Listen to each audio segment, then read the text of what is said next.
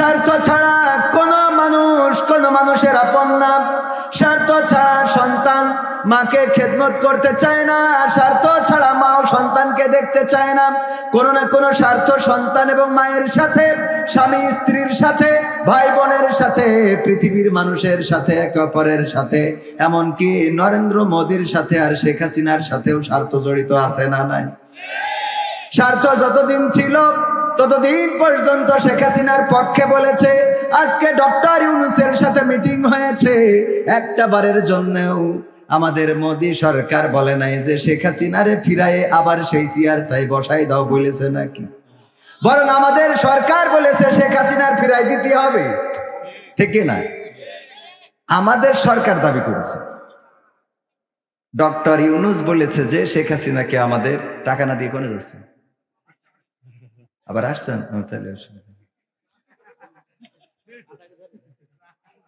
ও আমার ভাইয়েরা, এই জন্য স্বার্থ ছাড়া কবির বিন সামাদ এখানে আসে নাই। স্বার্থ আছে যতক্ষণ কবির বিন সামাদ ওয়াজ করবে ততক্ষণ, স্বার্থ নাই যখন মাইকও বন্ধ হবে তখন। ঠিক না বেঠে? স্বার্থ নিজেরটা না বললে হবে না, মিথ্যা বলা হবে। আমিও স্বার্থ ছাড়া কথা বলি না। যেটা আল্লাহর সাথে বোঝাপড়া সেটা তো আল্লাহর সাথে, নামাজ রোজা হজ যাকাত যেটা আল্লাহর জন্য সেটা আল্লাহর জন্য। কিন্তু ওয়াজটা খুব বেশি আল্লাহর জন্য করা হয় না, টাকার জন্য করা হয়। সত্য বিশ্বাস হয় আপনাদের? আপনারা বিশ্বাস করলেও সত্য, না করলেও সত্য। ডক্টর ইউনূস সরকার এতদিন পর্যন্ত ক্ষমতায়, নরেন্দ্র মোদী কিছুই বলে নাই। এমনকি থাইল্যান্ডে যে বিসুমটেকের মিটিং এ, ওখানে একসাথে তাদের মিটিং হবে, দুইজনে দ্বিপাক্ষিক মিটিং, সেটাও করতে রাজি হয় নাই। যখন দেখেছে যে না, সবকিছু বাংলাদেশের ফেভারে চলে গেছে, জনগণও এখন ডক্টর ইউনূসের পক্ষে। এই বাংলাদেশে, শুধু বাংলাদেশ নয় গোটা বিশ্বে আন্দোলন হয়েছে কোন সরকার পতনের জন্য। সরকারকে আর চেয়ারে রাখা হবে না, কিন্তু দিন এমন আসতে যাচ্ছে যে বাংলাদেশে ডক্টর ইউনূসকে রাখার জন্য আন্দোলন হবে। ঠিক না বেঠে? এমন ব্যতিক্রম হতে যাচ্ছে এই বাংলাদেশে। অন্যান্য দেশগুলোকে সরকার পতনের আন্দোলন হয়, এমনকি এই বাংলাদেশেও সরকার পতনের জন্য আমার বিএনপির ভাইয়েরা আন্দোলন করেছেন। জামাতে ইসলাম, জাসদ, বাসদ, হেফাজত সবাই রাজপথে নেমেছেন, রক্ত ঝরিয়েছেন, কিন্তু 16টা বছর চেয়ার থেকে টেনে নামাতে পারে নাই। তারপরে ছাত্র আন্দোলন করলো, রক্ত ঝরলো, জীবন গেল। 2000-এর মতো ছাত্র শহীদ হয়ে গেল, 20,000-এর মতো আহত হলো, হাত হারালো, পা হারালো, চোখ হারালো, বিনিময়ে ফ্যাসিস্ট সরকার বিদায় নিল। এইভাবে আন্দোলন করে করে চেয়ার থেকে নামাতে হয়েছে। কিন্তু বর্তমান বাংলাদেশের জনগণ বলতে চায় এটা যে ডক্টর ইউনূসের যদি ক্ষমতায় রাখতে রাজপথে নামা লাগে তাও লাগবে। বলেন ঠিক কি না? এই জন্য আমার আশফাকুজ্জামান রনি ভাইরা আজ দুদিন আবার নির্বাচনের কথা বলছেন। এই যে এতক্ষণ বক্তৃতা দিলে একবারও কিন্তু ভোটের কথা বলে না। আমি শুনছিলাম মনোযোগ সহকারে, দেখি বলে কিনা যে জান্নাতে জাতি হলে ভোট দিতে হবে তাড়াতাড়ি, বলেছে? তার মানে এখন বিষয়টা দাঁড়িয়েছে, ভোট চাইলে হবে না, জনগণের পক্ষে থাকার দরকার আছে না নাই? জনগণের পক্ষে যদি না থাকে, ডক্টর ইউনূসের সুদখোর বলেছে, রক্ত চোষা বলেছে, কত কি বলেছে, কিন্তু তারপরেও এখন ডক্টর ইউনূসের পক্ষে মানুষ আছে না নাই? কারণ জনগণের পক্ষে যারা, জনগণও তাদের পক্ষে আছে না নাই? জনগণের পক্ষে যদি থাকে, জনগণের হক যদি আদায় করে দিতে পারে, তবে জনগণ স্বার্থ পাইলে জনগণও এই স্বার্থের কারণে ডক্টর ইউনূসকে চাই। বলেন ঠিক কিনা? আমার গানটা ছিল সেটা, স্বার্থ ছাড়া কেউ কোনো কথা বলতে চায় না। স্বার্থ আছে যতক্ষণ আমার আশফাকুজ্জামান রনি ভাইকে দাওয়াত দিয়েছে, এই এলাকায় জানে তিনি একজন প্রভাবশালী মানুষ, পকেটে টাকা মোটামুটি থাকে, সব সময় ঝাড়া দিলেই কিছু পড়ে। এই কারণে মাহফিল গুলোতে একটু ডাকে, আমাদের ডেকে দেয় আর উনার ডেকে নেয়। ঠিক না ভাই? ঠিক। সব জায়গায় স্বার্থ। স্বার্থ ছাড়া পৃথিবীর একটা কদমও ঘুরতে চায় না। কিন্তু আল্লাহ রাব্বুল আলামিন আমাদের কাছে কি স্বার্থ খুঁজেছেন? আল্লাহ রাব্বুল আলামিন বলেছেন, ওয়ামা খালাকতুল জিন্না ওয়াল ইনসা ইল্লা লিয়াবুদুন। আমি জিন এবং মানব জাতিকে সৃষ্টি করেছি আমি আল্লাহ তাআলার ইবাদত করার জন্য। আল্লাহর ইবাদত করার জন্য পাঠালেন এই দুনিয়ায়। আর এই বান্দাকে কি দিলেন? আল্লাহ রাব্বুল আলামিন হাত দিলেন, পা দিলেন, চোখ দিলেন, কান দিলেন, কথা বলার শক্তি দিলেন, চলার শক্তি দিলেন, না চাইতেই বিবি দিলেন, সন্তান দিলেন। সন্তান যাদের আছে তারা বাবা হয়েছেন, ঠিক না? বউ যাদের আছে স্বামী হয়েছেন, হয়েছে না? আবার যাদের স্বামী আছে তারা স্ত্রী হয়েছেন, আল্লাহ রাব্বুল আলামিন না চাইতে এত কিছু দান করে দিলেন। এরপরেও যারা আল্লাহর ইবাদত করে না, এদের মতো অকৃতজ্ঞ মানুষ থাকতে পারে? এবার অকৃতজ্ঞ জিকর গাছাই নাই? আছে? জিকর গাছাই আছে কি নাই? আমিও তো জিকর গাছার মানুষ, আমিও জানি এই জিকর গাছায় অকৃতজ্ঞ আছে কি নাই। এই জিকর গাছা তো সেই জিকর গাছা যেই জিকর গাছাই আমাকে ইসলামী ব্যাংকের সামনে থেকে কলার ধরে টানতে টানতে নিয়ে গেল মাত্র 3 বছর আগে। বলতেছে আল্লামা সাঈদী মুক্তির গান গেয়ে বেড়ান, কোন উদ্দেশ্য নিয়ে বলেন? আল্লামা সাঈদীর গান গান, রাষ্ট্র যারে রায় দিয়েছে তার পক্ষে কেন গান বলেন? আমাকে 3 বছর আগে, এবং সেটা লাইভ করলো। লাইভ করে কেউ কয় কোনো সাউন্ড হবে না, খালি মায়ের হবে। কি হবে? মায়ের হবে। আমরা কিছুই বলি নাই, এখনো বলছি না, বলবো না, কারণ বিচারের মালিক কে? যদি কেউ নীরব থাকে বুঝে নেবেন এই বিচারটা আল্লাহর দরবারে দিয়ে দেয়। এই বিচার করার জন্য আল্লাহই যথেষ্ট, বলেন ঠিক কিনা? যারা ওই দিন উপহাস করেছিল, কবির বিন সামাদ এই ব্যানারে এই নামটা লেখাই নিষিদ্ধ ছিল। একটা টিউবওয়েলের জন্য উপজেলা চেয়ারম্যান, ইউনিয়ন পরিষদের চেয়ারম্যান, কত জায়গায় ঘুরলাম, একটা টিউবওয়েল দিল। কি অপরাধ আমার এই দেশের জনগণ না? আমার আব্বা আওয়ামী লীগ ছিল, পরে নাই জামাত ইসলাম। আমার আব্বা তো আপনারা চেনেন, পদ্মপুকুর আমার দাদার বাড়ি। আমার দাদার বাড়ি কিন্তু এখানে, অরিজিনালি বলতে হবে। আমার আব্বাকে মানুষ করেছে এই দাদা। আমার দাদা 6 বছর, আমার আব্বা যখন 6 মাস বয়স তখন আমার দাদা মারা গেছে।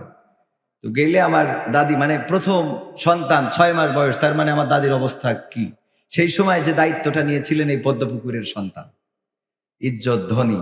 পরবর্তীতে আমার এই দাদাকেই দাদা হিসাবে চিনছি, আব্বা এই দাদাকেই আব্বাই জানতো, এবং সেভাবে মানুষ করেছেন। এখানে কয়েকবার আমরা ছোটবেলায় আব্বা আসলে এদিকে নিয়ে আসতো বাইসাইকেলে করে। আলহামদুলিল্লাহ। যাই হোক, তো সব মিলাই এই ঝিকর গাছার সন্তান আমি। আমার নামটা ব্যানারে থাকলে সেই ব্যানারটা চেঞ্জ করা লাগতো, স্টেজে উঠা তো দূরের কথা। যারা এগুলো করেছেন তারা আজকে নিজেরাই তো জায়গা ছেড়ে দিয়েছে। আমরা তো কাউকে কিছু বলি নাই, বলেছি? বলার প্রয়োজনও নাই। জায়গা ছেড়েছেন, কেন ছেড়েছেন? কিসের জন্য ছেড়েছেন? এটার এই বিচারের মালিক কে? এই বিচারের মালিক আল্লাহ। এজন্য ক্ষমতা দেখানো যাবে না, অধ্যত্ব দেখানো যাবে না, পাওয়ার দেখানো যাবে না। এই পাওয়ার চিরদিন থাকে না। পাওয়ার দেখাতে পারবে তারা যারা আল্লাহর কাছে নিবেদিত। আমি পবিত্র কোরআনের যে আয়াতে কারিমা তেলাওয়াত করেছি, আল্লাহর নবীকে দিয়ে আল্লাহ বলছেন, কুল ইন্না সলাতি ওয়া নুসুকি ওয়া মাহইয়ায়া ওয়া মামাতি লিল্লাহি রাব্বিল আলামিন। ওগো নবী, বলো, তোমার উম্মতদেরকেও বলতে বলো, আমাদের সবার জন্য এটা প্রযোজ্য। বলো, নিশ্চয় আমার সালাত, আমার কুরবানি, আমার জীবন, আমার মরণ কার জন্য? তো আল্লাহর জন্য যদি নিবেদিত হয়ে যায়, এর মাইলেও অসুবিধা নেই, না মাইলেও অসুবিধা নেই, ঠিক কিনা? কিন্তু কেউ যদি দাদার জন্য নিবেদিত প্রাণ করে ফেলে, তাইলে তার আর দেশে থাকা সম্ভব হয় না, তার কাটার বর্ডার ক্রস করে ওপারে যাওয়া লাগে। কারণ জীবনটা আল্লাহর জন্য রাখে নাই। আমি মাঝে মাঝে বলি, এরা নাকি আবার পরহেজগার ছিল। ওই এক আল্লাহর বান্দার মতো এক মুসলমান আর এক হিন্দু তর্ক বাঁধাইছে। মুসলমান বলতেছে আল্লাহ বড়, হিন্দু কয় ভগবান বড়। আরে না, আল্লাহ বড়, কয় ভগবান বড়। দুইজনে তর্ক, আল্লাহ বড় না ভগবান বড়। কি করা যায়? এখন মুসলমান দেখছে তো থামতেছে না, একটা বুদ্ধি করলো যে এর একটু মেরে ফেলার ব্যবস্থা করি। কি করা যায়? বললো, ওই যে পাহাড় দেখা যায়, ওই পাহাড়ের পরে উঠে তোর ভগবান যদি বড় হয় কিন্তু লাভ দিবি, যদি বেশি থাকিস তাহলে তোর ভগবান বড়। বললো ঠিক আছে চলো। এবার স্টেজের পরে উঠে বলছে নাও লাভ দাও। হিন্দু বলছে তুমি আগে দাও, তুমি তো নিয়ে আসলে। কয় তুই তো রাজি হইতে আইছিস। বলছে যে তুমি আগে দাও। দুইজনে তর্ক করতে করতে এক ফাঁকে মুসলমান বললো, তোর ইমানে যদি এত জোর থাকে, তোর ভগবান যদি এত বড় হয়, তা লাভ দিতে অসুবিধে কই? তো হিন্দু বলতেছে ঠিক আছে, আমি লাভ দিচ্ছি আগে। হে ভগবান তুমি রক্ষা করো বলে লাভ দিয়েছে, একেবারে অক্ষত, কোনো ঝামেলা নেই। এখন উপরে যে ও মালটা তো চিন্তায় পড়ে গেছে যে আসলে কি তাহলে ভগবান বড় নাকি আল্লাহ বড়? দুই নৌকায় পা যাদের, এদের কি কোনো কুল রক্ষা হয়? চিন্তা করতেছে ও তো বেঁচে গেল ভগবানের ডেকে, তাহলে কি এখন ভগবানকেই ডাকতে হবে? জোরে বললো আল্লাহ তুমি রক্ষা করো, আর আসতে বললো যদি না পারো তাহলে ভগবান দেখে রেখো, বলে দিয়েছে লাভ। তো আমাদের পরহেজগার হজরতের ওলিয়া উলিয়ার পর্যায়ে পৌঁছে গেল। সে বলেছিল আল্লাহ তুমি রক্ষা করো, যদি না পারো তাহলে দাদা হেলিকপ্টার পাঠাও। ঠিক না বে? ঠিক। যে আল্লাহ যদি না পারে তাহলে দাদা আছে। যাই হোক, যে কথায় ছিলাম যে স্বার্থ ছাড়া পৃথিবীর কেউ আপন হয় না। আজকে ডক্টর ইউনূস প্রমাণ করে দিয়েছে যে এই বাংলাদেশ বিশ্বের দরবারে মাথা উঁচু করে দাঁড়াবে। বিসমটেকের চেয়ারম্যান উনি প্রধান হয়েছেন, ঠিক কিনা? আন্তর্জাতিক যে সংগঠন বা সংস্থা বা যাই হোক না কেন, এত ভালো গবেষণা এখনো করার সুযোগ হয় নাই। তো এখানকার দায়িত্ব দিয়ে দিয়েছেন, বুঝে দিয়েছেন ডক্টর ইউনূসের কাছে।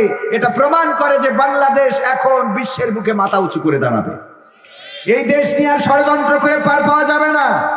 আজকে মোদির সাথে বৈঠকে তিস্তার পানি চুক্তি নিয়ে কথা হয়েছে, বর্ডারে মানুষ হত্যা নিয়ে কথা হয়েছে, অপপ্রচার নিয়ে কথা হয়েছে। দাঁত ভাঙা জবাব দিয়েছেন ডক্টর ইউনূস, দেখিয়ে দিয়েছেন তিনি বাপের বেটা। যখন এসেছেন নরেন্দ্র মোদী সহ কূটনীতিক যারা ছিল সব দাঁড়ায় সম্মান করেছে, বলেন ঠিক কিনা? শুধু সম্মান করিনি, আসলি ক্ষয় ওম শান্তি নমো নমো নমস্কার বলিস না, বলে নাই? যখন ঢুকছে মাথায় রাখবেন, যারা অপেক্ষায় থাকে উনারা বড় নন, বড় তিনি যিনি আসেন। কথা কয় না, আমার কথা মনে হয় বোঝেননি। এই যে মাহফিলে আপনারা যারা বসে আছেন, আপনারা তো বসে আছেন, এখানে অতিথি যারা, মেহমান যারা, তারা একের পর এক আসছে, ঠিক কিনা? তাহলে আপনারা অপেক্ষায় আছেন, বড় কারা? যারা অতিথি, মানে আসবে আমি না, উনার মতো। তো এই যে উনারা কি আপনাদের থেকে বড়, তো বসে আছে, দেখেছেন কিনা আপনারা? ভিডিওটা চোখে পড়েছে? বসে আছেন নরেন্দ্র মোদী সহ অন্যান্য কূটনীতিক ভারতের, আর ডক্টর ইউনূস ঢুকলো, সবাই দাঁড়িয়ে গেল, আর মোদী বলতেছে ওম শান্তি নমো নমো। ঠিক না বে ঠিক? এটা প্রমাণ করে দেয় যে ডক্টর ইউনূস ওদের থেকেও বড়। আর ছবি একটা দিয়ে দিয়েছে যে আমি তো সেই মাল, 10 বছর আগে তুই আমার গলায় মালা পরাইলি কি? আর আমাদের দিদি যেইতে নিজি ধর্ম, নিজের মুসলমান, যেইতে ওখানে আবার তিলক লাগাইতে। কথা কয় না, ঠিক না? ঠিক। কোন মুসলমান যদি কোন ধর্মের অনুসরণ করে, সেই ধর্মের কোনো কিছু ধারণ করে, তার মুসলমান পরিচয় দেওয়ার কোনো অধিকার থাকে না। কারণ একজন মুসলমানের সন্তান এই দেশে ইসলাম প্রচারের জন্য এসেছিল। বঙ্গবন্ধুর পরিবার ইরাক থেকে এসেছিল ইসলাম প্রচারে। সেই পরিবারের সন্তান হয়ে তিলকের কলঙ্ক মাথায় লেপন করে প্রমাণ করে দিয়েছে মুসলমানের সাথে পরিবারের সম্পর্ক। তারপরে আবার বলে যে শেখ হাসিনা পালাই নাই। কি করেছে? শেখ হাসিনা হিজরত করেছে। কি করেছে? তো হিজরত যদি করে থাকে, তা মক্কা মদিনায় যাবে, তোর দাদার দেশে যাবে কেন? হ্যাঁ, যেখানে গেলে দুটো সোয়াব হবে নাকি? যেখানে গেলে 2টা সোয়াব পাওয়া যাবে, ইবাদত বন্দী করা যাবে। হিজরত তো সেখানে হবে, হিজরত দাদার দেশে হয় কেন খালি? তো এই জন্যে এটা প্রমাণ করে দেয় যে ইসলামের সাথে তাদের কোনো সম্পর্ক ছিল। আর ডক্টর ইউনূস যতদিন আছে এই দেশে অন্তত পথ হারাবে না। আমরা নির্বাচন চাই। আবার আপনি মনে করেন না যে নির্বাচন চাইলে তো, নির্বাচন না হলে তো আমাকে জামাত ক্ষমতায় যেতে পারবে। তো এই জন্য নির্বাচনের দরকার আছে না নাই? প্রয়োজনীয় সংস্কার করেই তারপরে নির্বাচনে যেতে হবে। এরকম করলে হবে না, দে নির্বাচন করে দে ইলেকশন, একটু চেটে পুটে খায়, দেশটা মোদের নামে দলিল করতে চাই আমরা, দেশটা মোদের নামে দলিল করতে চাই। এই চাইলে কি হবে? চেটে পুটে খাওয়ার জন্য নির্বাচন হবে না। এবার নির্বাচন জনগণ রায় দেবে। এই দেশের জন্য যারা জীবন বাজি রাখতে পারে, এই দেশের জন্য যারা রাজপথে দাঁড়াতে পারে, এই দেশের জন্য যারা ফাঁসির কাস্টে ঝুলতে পারে, এই দেশের জন্য যারা রক্ত ঝরাতে পারে, তাদেরকে রাষ্ট্রের ক্ষমতায় আনা হবে। বলেন ঠিক কিনা? এরপর আর একটা স্লোগান উঠেছে, বলে নিয়ে আলোচনা যায়। সেটা হলো, এখন বলতে চাচ্ছে সব দল দেখা শেষ, দাড়ি টুপির বাংলাদেশ। এই জন্য ভাই জানো দাড়ি রেখেছে, আলহামদুলিল্লাহ। রাখলে কাজে লাগবে। টুপিও আছে ভাই। এখন ইসলামের কথা যেভাবে বলে, আমার তো মনে আছে জিগর গাছে আমাদের আর দাওয়াত হবে না। কারণ ভাই বুঝতে পেরেছে যে সব দল দেখা শেষ। কথা কয় না, দাড়ি টুপির বাংলাদেশ। একটু দাড়ি টুপির হাতে দিয়ে দেখতে চাই যে কি স্বাদ। আমরা ইংরেজদের শাসন দেখেছি, প্রায় 200 বছর তারা শাসন করেছে, আমাদের উপরে জুলুম করেছে, নির্যাতন করেছে, নিষ্পেষণ করেছে। তারপরে আমরা পাকিস্তান দেখেছি, আমাদের পাকিস্তানরা 23টা বছর আমাদের উপরে জুলুম করেছে, নির্যাতন করেছে, ধর্ষণ করেছে, গণধর্ষণ করেছে, হত্যা করেছে, লুটতরাজ করেছে আমাদের উপরে। যা মনে চাই তাই করেছে, তারা শান্তি দিতে পারে নাই। এরপরে আমরা 71 দেখলাম, 71 পরবর্তী আজ স্বাধীনতার 53 বছর পার হয়ে গেল। আমরা স্বাধীনতা পরবর্তী, কেউ বলেছে নতুন বাংলা গড়বে, কেউ বলেছে সবুজ বাংলা গড়বে, কেউ বলেছে আলোকিত বাংলা গড়বে, কেউ বলেছে সোনার বাংলা গড়বে, কেউ বলেছে ডিজিটাল বাংলা গড়বে। আর আমার ওবায়দুল কাদের কাকা স্মার্ট বাংলা গড়তে যে স্টেজই ভেঙে দিয়েছে। ঠিক না ঠিক?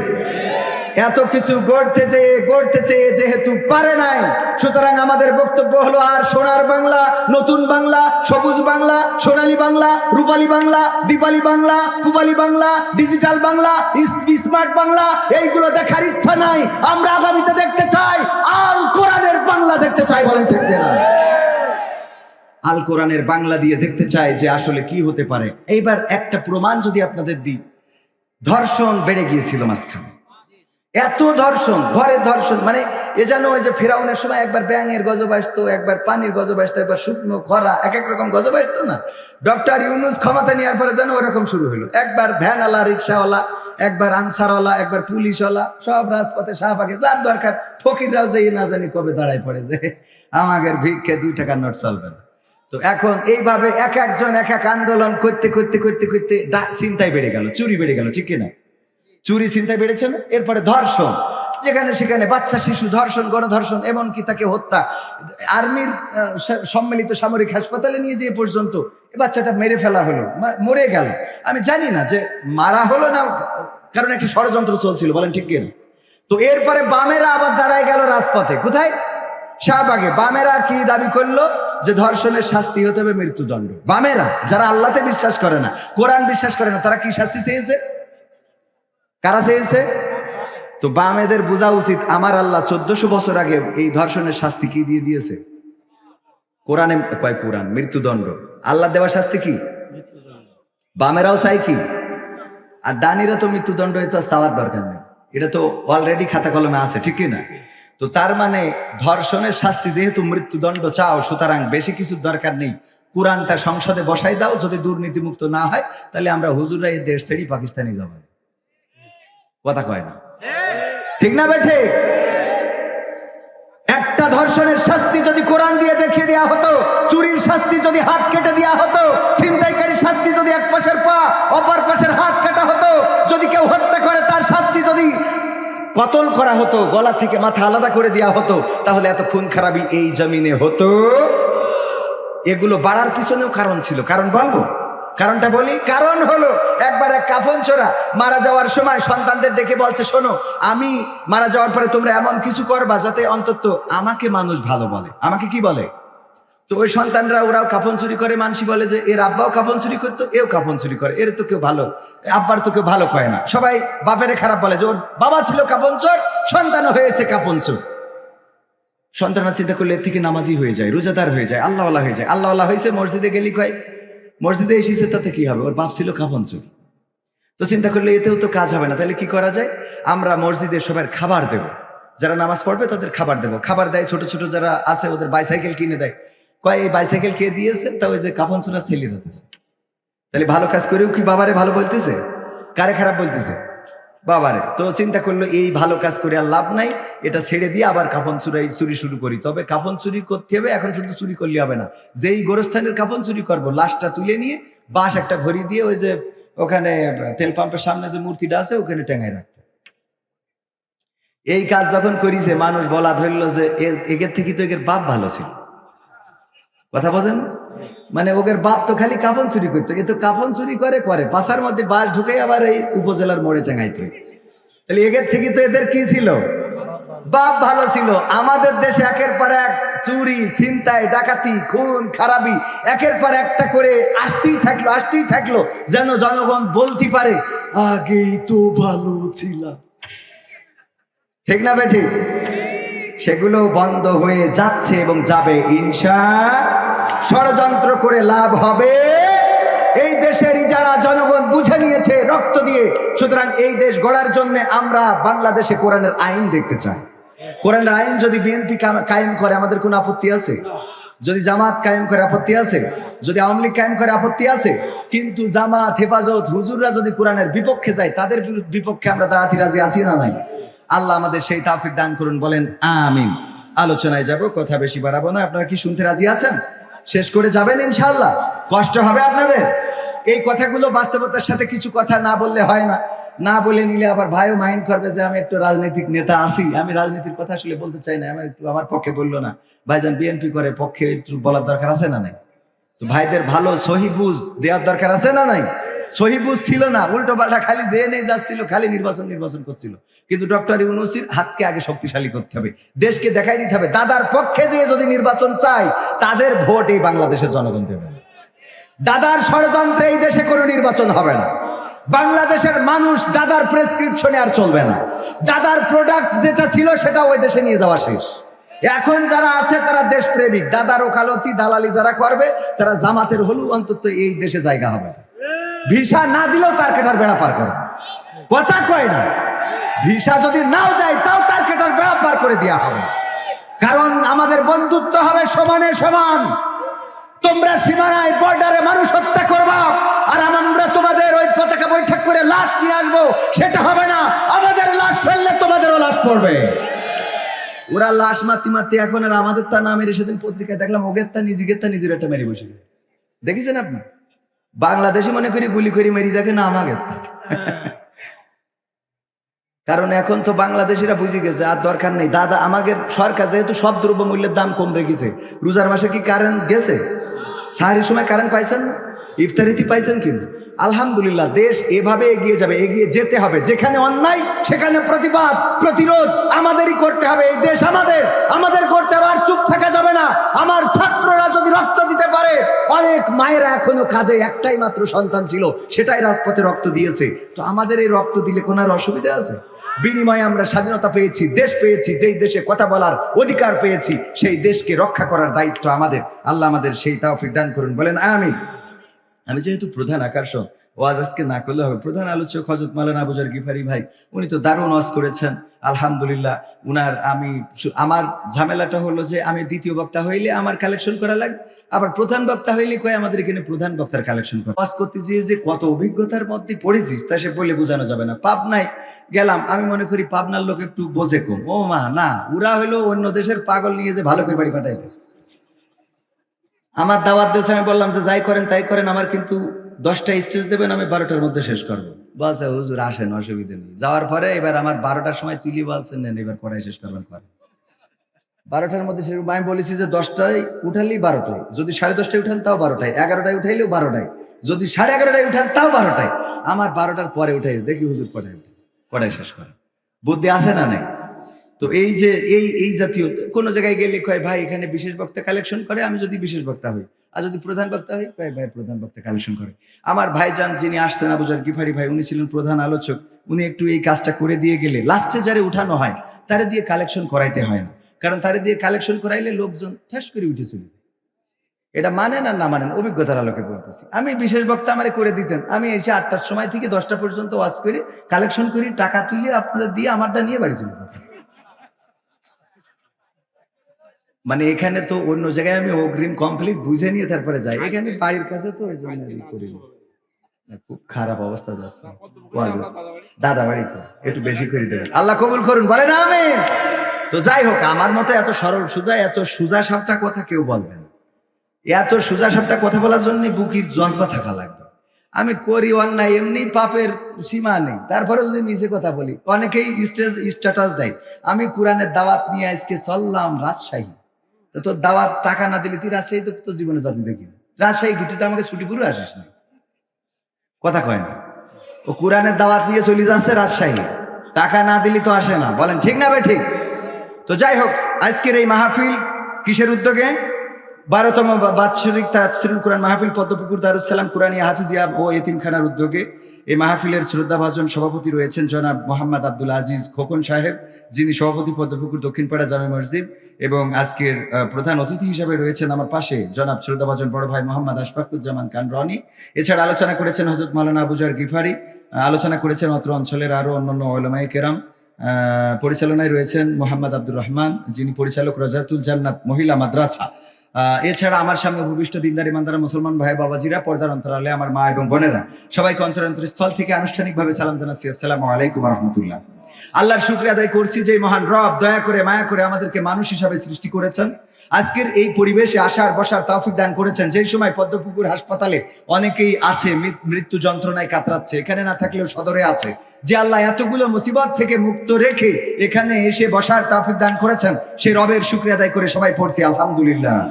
আল্লাহর শুকরিয়া আদায় করলে আল্লাহ রাব্বুল আলামিন নিয়ামত বাড়িয়ে দেন, বলেন সুবহানাল্লাহ। যদি কেউ একবার সুবহানাল্লাহ বলেন, বুখারী শরীফের হাদিস হলো যে আল্লাহ রাব্বুল আলামিন এই জমিনের যত খালি জায়গা আছে সমপরিমাণ সওয়াব তার আমলনামায় দিয়ে দেন, বলেন সুবহানাল্লাহ।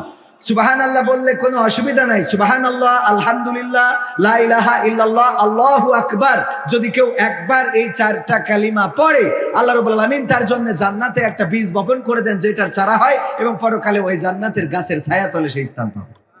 আল্লাহ নবী সাল্লাল্লাহু আলাইহি সাল্লাম বর্ণিত হাদিস। সম্মানিত ভাইরা, এই জন্য আল্লাহ রাব্বুল আলামিনের জিকির করা, তার তাসবিহ জপা, আমরা এগুলো না জপে এখন তো অনেকেই অনেক রকম জিকির বানাই নিয়েছি, কেউ হ্যাঁ হ্যাঁ করে, কেউ এই করে তাই করে, কত রকম জিকির। জিকির শয়তান ফেল মেরে জিকির মানে ভয় পেয়ে গেছে যে এটা কি, এই জিকির আছে না নাই? শয়তান কয় তোরা থাক বাংলাদেশ, আমি চলে গেলাম, কারণ আমার আর এখানে কোনো ডিউটি নেই, তোরা যা করছিস তাতে আমার আর কোনো ডিউটি আছে না নাই, এরকম। এরপরে আমি একটা জিনিস সেদিনও আলোচনায় বললাম, আমার একটা বিষয় মনে হতো যে শয়তান কি আসলে রোজার মাসে কি বাইন্ধে রাখে, মানে ওর কি শৃঙ্খলিত করা হয়? তো আমি ঈদের দিন প্রমাণ পাইছি যে আসলেই ওর বেঁধে রাখা হয়, ওর ঈদের দিন ছেড়ে দেওয়া হয়। কারণ ঈদের দিন আমি যা উদো চ্যাংড়াতে যা দেখলাম আর মহিলাদের মেয়েদের যা দেখলাম, তাতে আমার বোঝা শেষ যে ঠিকই শয়তানা ছেড়ে দিয়েছে, ও একদম এসে গ্যাটিস মেরি গিয়ার দিয়ে সব রাস্তায় নামাইতেছে, ঠিক না বেটি? গদখালি আমি যাওয়ালো, আমি ওই দিন আবার আর এক জায়গায় দাওয়াত ছিল, জোন খাটতে গেছিলাম, দুইটা, ওই দিন আবার দুইটা প্রোগ্রাম ছিল, যাই হোক প্রোগ্রাম ছিল, চলে গেছিলাম ঈদের দিন।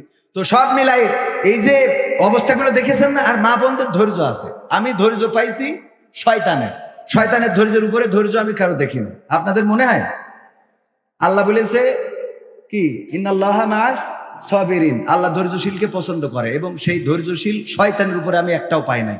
কারণ এই শয়তান দেখেন, আশফাকুজ্জামান খান রনি ভাই এখন নামাজ রোজা করে, আল্লাহ লাগিরি করতেছে, এই জন্যই শয়তান কোনোদিন মনে করবে না যে ও যেহেতু বিএনপি করতে এখন জামাত মার্কা হয়ে গেছে, যা করে আর আমি ধোকা দেব। কথার কথা, মানে আল্লাহর রাস্তায় যে চলেন, টুপি দিয়ে দাড়ি দিয়ে চলছেন, শয়তান এটা মনে করে না যে যেহেতু সে নামাজি হয়ে গেছে তাহলে ওর আর ধোকা দেব না, এটা মনে করে? কথা কয় না। শয়তানকে এটা মনে করে? একজন নামাজি যখন মসজিদে যায়, নামাজি হয়ে গেছে, শয়তান কি মনে করে ও নামাজ পড়ে আর ওর ধোকা দেব না? বরং শয়তান ওর পিছনেই লেগে থাকে মৃত্যুর আগ পর্যন্ত, যখন সে মারা যাবে তখনও তার পিছনে লেগে থাকে যে কি করে ওর ওই জায়গা থেকে ফিরিয়ে আনা যায়, ঠিক না বেঠিক? হ্যাঁ। এরপরে দেখেন মা বোনদের কথা বলছিলাম, আমার মা বোনেরা এই ঈদের দিন বেরোলো, মাথার মধ্যে যে কটা সিফটি পিন আর পেরেক মারা, এত পেরেক মারার ধৈর্য পুরুষদের আছে বলে আমার মনে হয়, বলেন? বরং পুরুষরা কি খোঁজে, একটা গোল গলা গেঞ্জি ঠাস করে গলায় পরাই দেবে, বুতাম লাগানোরও টাইম নেই, বুতাম যেন না লাগানো লাগে, আর বুতাম যদি থাকে তাও খুলে ধুয়ে দেবে, এর দুটো লাগাই দিয়েছে আর এগুলো খোলা, কলারটা ভাঁজ দিয়ে সুন্দর করে রাখবে, তাও টাইম নেই যুবকদের, কথা কয় না। আর মা বোনেরা সিফটি পিন তো সিফটি পিন, এগুলো লাগাইছে, উন্নাটা ভালো উন্না ভাঁজ করে করে 4 তালা বানাইছে, 7 তালা বানাই, তারপরে যে লিপস্টিকের বাইরে দিয়ে আবার তার কাটার বর্ডার এমনি দিয়ে চিকন করি, এত কায়দা করি, ও দ্বিতীয় একটা ধৈর্য দরকার আছে, বলেন? এরপরে কি করে, তারপরে যে পোশাক আশাক মেকআপ করিয়েছে সুন্দর করে সাদা করি, তারপরে আবার একটু লাল মেরি দিচ্ছে। বলছেন যে হুজুর আপনি এত খেয়াল করে দেখেন, বাবারে চোখের সামনে তো পড়ে, ধৈর্য আছে না নাই? তো শয়তান ছেড়ে দিয়ে রোজার মাস চলে গেল, আত্মসংযমের মাস, এত আত্মসংযম করলাম যে আমরা ডিজে পার্টি বাজাই, ডিজে বড় বড় পিকআপ গুলোতে স্পিকার ভাড়া করে নিয়ে সেখানে আমার যুবকেরা, তরুণেরা, কিশোরেরা এত নাচানাচি করছে, গাড়ি থেকে পড়ে যাচ্ছে, মারা যাচ্ছে, হাসপাতালে যাচ্ছে। অন্য ধর্মাবলম্বীরা চিন্তা করতেছে এইরাম ঈদ না আসাই ভালো, কথা কয় না। এটা কি মুসলমানের অনুষ্ঠান হচ্ছে? এদের জন্য আমাদের প্রতিবাদ প্রতিরোধ করার মতো মানুষ আছে? এই সমাজে প্রতিবাদ প্রতিরোধ করার মতো কোনো মানুষ দেখি না। আহা, দুঃখ লাগে যে এইগুলো বাধা দেওয়ার মতো মানুষ নাই, বরং এইগুলো করানোর জন্য মানুষ আছে। ছুটিপুরে আমি মাহফিলের আয়োজন করলাম, বিভিন্ন দোহাই দিয়ে আইন দিয়ে বন্ধ করা হলো, মাহফিলের দিন বন্ধ করা হলো। আজকে সেখানে নোবেল এসে নাচা গাওয়া করতেছে, মেয়ে ছেলে একসাথে, একটা মানুষ পাইলাম না এই অনুষ্ঠানের বিরুদ্ধে কথা বলে। আমি নিজেও সেখানে ছিলাম নাচা গাওয়ার আগ পর্যন্ত, কারণ আমি ওই কলেজের ছাত্র, আমাদেরও দায়িত্ব ছিল, গিয়েছিলাম। কিন্তু চলে এসেছি অনুষ্ঠানের আগে, নাচের আগে, গানের আগে। এমনকি অনুষ্ঠানটাই কোরআন তেলাওয়াতটাও আগে করানো হয়নি। আমার আশফাকুজ্জামান খান রনি ভাই সাক্ষী, আগে নাচানো হয়েছে, ঠিক না বেঠিক? না, কোরআন তেলাওয়াত পরে হয়েছে, আগে আগে নাচ হয়েছে, ড্যান্স হয়েছে। চারজনে আগে ড্যান্স করে নিছে, তারপরে কোরআন তেলাওয়াত। চিন্তা করা যায়, একটা মুসলিম দেশে কথা বলার কেউ নাই, ওখানে আলেম ওলামাও ছিলেন, কাউকে প্রতিবাদ করতে দেখলাম না। এগুলো যদি প্রতিবাদ না করি সমাজ পরিবর্তন হবে কি হবে? বেঁচে থেকে অযথা বিদ্যা শিখে যদি না গড়তে পারি শোষণবিহীন সমাজটাকে, কি হবে? বেঁচে থেকে কি হবে? ছাত্র সেজে চুমু খেয়ে সনদ খানা যদি হয় বিদ্যালয়টা পরিমণিদের আড্ডাখানা।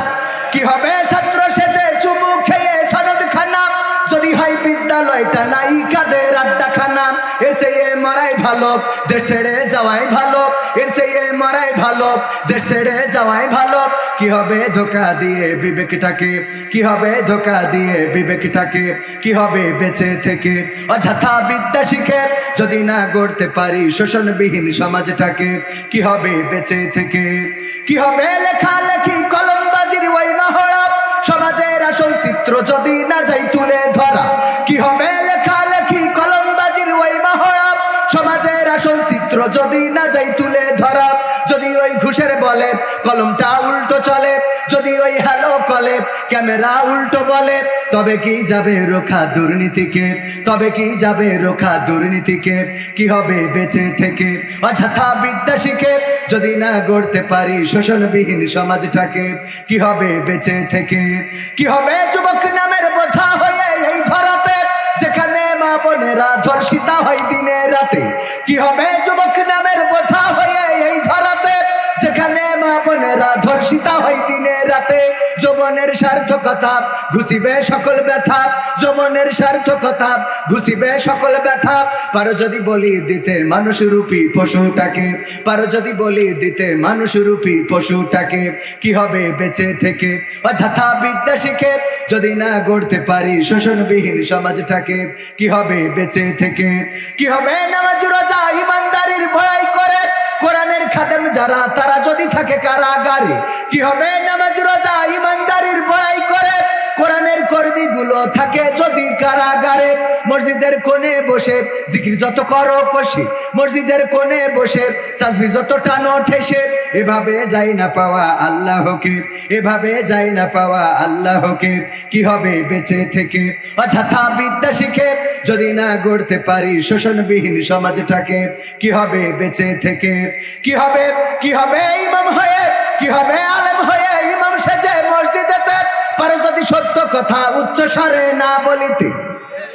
এমন ইমাম আছে না নাই? হক কথা উচ্চ স্বরে বলে না, জায়গা বুঝে লাইন বুঝে কথা বলে। যেই কথা বললে মার খাওয়া লাগবে না, যেই কথা বললে ইমামতি যাবে না, যেই কথা বললে বেতন বেড়ে যাবে, এরকম কথা বলে এমন ইমাম আছে না নাই? এমন ইমাম হওয়া যাবে না। হক কথা স্পষ্ট করে বলতে হবে। রিজিকের মালিক কোন মসজিদের সভাপতি নন, রিজিকের মালিক কোন মসজিদের সেক্রেটারি নন, রিজিকের মালিক কোন মসজিদের ম্যানেজিং কমিটি নন। রিজিকের মালিক কে? কি হবে? আলেম হয়ে ইমাম সেজে মসজিদেতে পারো যদি সত্য কথা উচ্চ স্বরে না বলিতে। চাকরির ভাই করো যদি ছেড়ে দাও ইমামতি, চাকরির ভাই করো যদি ছেড়ে দাও ইমামতি। কি হবে? ধোকা দিয়ে আল্লাহকে, কি হবে? ধোকা দিয়ে আল্লাহকে। কি হবে? বেঁচে থেকে অযথা বিদ্যা শিখে যদি না গড়তে পারি শোষণবিহীন সমাজটাকে, কি হবে? বেঁচে থেকে কি হবে? নেতা হয়ে জনবলে ঘাড় ফুলিয়ে রাজপথ গরম দেখে যদি থাকো ঘরে শুয়ে। এমন নেতা আছে না নাই? রাজপথ গরম দেখলে নেতারে আর রাজপথে পাওয়া যায় না। এই নেতা দেখার জন্য গোটা সংসদটা দেখলেই তো হয়ে যায়। শেখ হাসিনা থেকে শুরু করে গোটা এমপি মন্ত্রী সব একবারে চলে গেছে একযোগে। আমাদের উপজেলা চেয়ারম্যান, ভাইস চেয়ারম্যান, ইউনিয়ন পরিষদের চেয়ারম্যান একযোগে চলে গেছে না? এই নেতারা বলতো যে কি শাহবাগে বলল আমরা যদি পিশাব করে দিই বানের পানির মতো ভাসি যাবে। আমি বললাম তোমাদের বানের পানির মতো দরকার নেই, খালি এসে ওই স্যালোর পানি যেখানে পড়ে ওখানে একটু মুইতে 1 বিঘে জমি ভাসাই দাও, দেখি ঠিক না বে ঠিক? লিকচার ক্ষমতা থাকলে লিকচার বড় বড় দেয়া যায়। রাজপথে দাঁড়ানোর মতো বড় দুঃখ হয় যে শেখ হাসিনা 16টা বছর যেসব গোলামদেরকে কুকুরদেরকে পালন করেছে, একটা কুকুরও রাজপথে নামে নাই, বলেন ঠিক কেনা?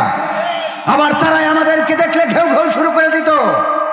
আমাদেরকে দেখার পরে 71-এর রাজাকার, এই মুহূর্তে বাংলা ছাড়, আমরা রাজাকার নই, বাংলাদেশের পাসপোর্ট নিয়ে এখানে বসবাস করি। দাদাদের রাজাকার যারা, তারাই আমাদেরকে রাজাকার বলে থাকে। রাজাকার কারা তারা প্রমাণ করে দিয়েছে এই দেশ থেকে ওপারে যে, ঠিক না বেঠিক? এই দেশ যাদের, তারা এই দেশে থাকবে না, জেলে যাক, ফাঁসি হোক, ফাঁসির কাস্টে উনার নেত্রী বেগম খালেদা জিয়া শত জুলুম সহ্য করেছেন এই দেশে, ঠিক কিনা? আর আমাদের নেতারা তো ডাইরেক্ট জুলুম সহ্য করে একেবারে ফাঁসির কাস্টে ঝুলে ওপারে চলে গেছে, ঠিক না বেঠে? ক্ষমতায় কেউ স্থায়ী হয় না, হোক না সে হাসিনা কি বারে না, সে আরটা চিরকাল থাকে না। ক্ষমতায় কেউ স্থায়ী হয় না, মুজিবুর বেশি দিন থাকেনি, জিয়াউর কেউ তো রাখেনি। মুজিবুর বেশি দিন থাকেনি, জিয়াউর কেউ তো রাখেনি। এরশাদ চলে গেছে পৃথিবী ছেড়ে, এরশাদ চলে গেছে পৃথিবী ছেড়ে, কেউ আজ তার কথা কয় না। ক্ষমতায় কেউ স্থায়ী হয় না, হাসিনা ক্ষমতা ধরে রাখতে আয়না ঘর বানিয়েছিল, জনগণের রোশানলে দাদার দেশে পালিয়ে গেল। হাসিনা ক্ষমতা ধরে রাখতে আয়না ঘর বানিয়েছিল, জনগণের রোশানলে দাদার দেশে পালিয়ে গেল। ডিবি হারুনের পাশে আর, ডিবি হারুনের পাশে আর পরিমণিদের দেখা যায় না। ক্ষমতায় কেউ স্থায়ী হয় না, হোক না সে হাসিনা কি বারে না, সে আরটা চিরকাল থাকে না, ঠিক না বেঠে? এই চেয়ার চিরকাল থাকবে না, চেয়ার ছাড়াই লাগবে। ক্ষমতার চেয়ারে যেই বসুক না কেন, আমার আগে আলোচনা করেছেন আশফাকুজ্জামান খান রনি, তার আগে আলোচনা করেছেন আমাদের আবু জহর গিফারি ভাই, এমনি ভাবে ইতিপূর্বে আরো অনেকেই আলোচনা করেছেন। আগামী বছর আবার এই মাহফিল হবে, নতুন নতুন বক্তা আসবে। 12টা বছর ধরে এই মাহফিলটা চলে। এই 12 বছরের মধ্যে প্রথম বছর যেই শ্রোতাগুলো ছিল তাদের মধ্যে অনেকে এখন কবর দেশে আছে না নাই? আবার আজকে যারা আমরা এখানে এসেছি, আমরা একটা বছর পরে আবার এই মাহফিলে আসতে পারবো, তার কোনো নিশ্চয়তা। রমাদানের রোজা চলে গেল, যারা রোজা রাখেন নাই চিন্তা করেছিলেন আগামী বছর রাখবেন, অনেকেই চিন্তা করেছে আগামী বছর আর রোজা ছাড়বো না। এই রমাদানের রোজাতে যারা রোজা রাখে নাই, ওগো আমার ভাইয়েরা, আগামী বছর আবার রমাদানের রোজা পাবে, এর কোনো নিশ্চয়তা আছে নাকি? মাঝে মাঝে মনে হয় মানুষ কেন বোঝে না, আল্লাহ রাব্বুল আলামিন এই রমাদানের রোজাকে ফরজ করে দিয়েছিলেন আমাদের উপরে। আল্লাহ পবিত্র কোরআনের সূরা বাকারার 183 নম্বর আয়াতে বলেছেন, ইয়া আইয়ুহাল্লাযীনা আমানু কুতিবা আলাইকুমুস সিয়াম কামা কুতিবা আলাল্লাযীনা মিন ক্বাবলিকুম লাআল্লাকুম তাত্তাকুন। ওগো ঈমানদারেরা, তোমাদের উপরে রমাদানের রোজাকে ফরজ করে দেয়া হলো যেমন ফরজ করা হয়েছিল তোমাদের পূর্ববর্তীগণের উপরে, যাতে করে তোমরা তাকওয়ার অধিকারী হতে পারো। আমরা সেই রমাদানের রোজা পালন করলাম না, এমন অনেক মানুষ আছে না নাই?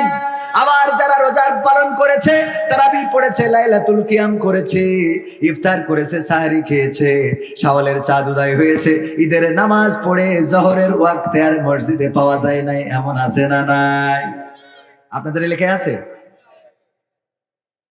আমার আব্বা উদাহরণ দিতেন, আমিও মাঝে মাঝে বলি, ঈদের নামাজ পড়ে বাড়িতে আসলাম, স্ত্রীকে খুঁজে পাওয়া যাচ্ছে না, স্ত্রীকে খুঁজে পাওয়া যায় না, কোথায় গেল? সন্তান কান্নাকাটি করে, আব্বা মাকে তো পায় না। আমি বললাম খুঁজে দেখো, উত্তর পাড়া, দক্ষিণ পাড়া, আমি যাই পূর্ব পাড়ার পশ্চিম পাড়া, খুঁজে দেখলাম কোথাও নাই। সন্তান এসে বলল, বাবা কোথাও পাওয়া গেল না। আমি বললাম অসুবিধা নাই, আমি তো আছি, তোমারে যাই হোক করে কষ্ট মষ্ট করে রান্না বান্না করে খাওয়াবো। 11টা মাস কষ্ট করে রান্না করে খাওয়ালাম। যখন রোজার চাঁদ উঠেছে, স্ত্রী পিছন দিকে এসে সালাম দিচ্ছে, আসসালামু আলাইকুম ইয়া স্বামী। আমি বললাম কে তুমি? বলতেছে আমি তোমার স্ত্রী, তোমার কি মনে নাই কে তুমি আমার স্ত্রী? কোনতে আসলে কেন? আমি তোমার ওই যে গতবার রমাদানের সময় তোমার সাহারির ভাত, পান্তা ভাত গরম করে দিছিলাম, তোমার ইফতারের সময় পাখা দিয়ে বাতাস করে দিছিলাম, তোমার সাহারির সময় ডেকে দিয়েছিলাম, তোমার তারাবির সময় পাঞ্জাবিটা আগিয়ে দিয়েছিলাম, তুমি যখন শুয়েছিলে কপাল টিপে দিয়েছিলাম। গোটা রমাদানের রোজায় আমি তোমারে খেদমত করেছিলাম। তারপরে কি হয়েছিল? যেদিন ঈদের চাঁদ উদয় হলো ওই দিন আমি চলে গিয়েছিলাম মকসেদের সাথে। তারপরে চলে গেলাম শেখ হাসিনার বাসায়, ওখানে কয়েকদিন থেকে চলে গেলাম ওবায়দুল কাদেরের কাছে, সেখান থেকে আবার ফখরুল ইসলাম আলমগীর, তারপরে আবার জামাত আমিরের বাসায়, তারপরে গেলাম এমনি সেমনি ঘুরে গোটা বাংলাদেশ মেরে।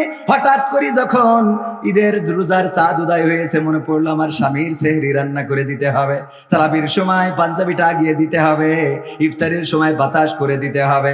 এই কথা মনে করে এই রমাদানের চাঁদ উঠেছে, আমি আবার তোমার খেদমত করার জন্য আসিছি।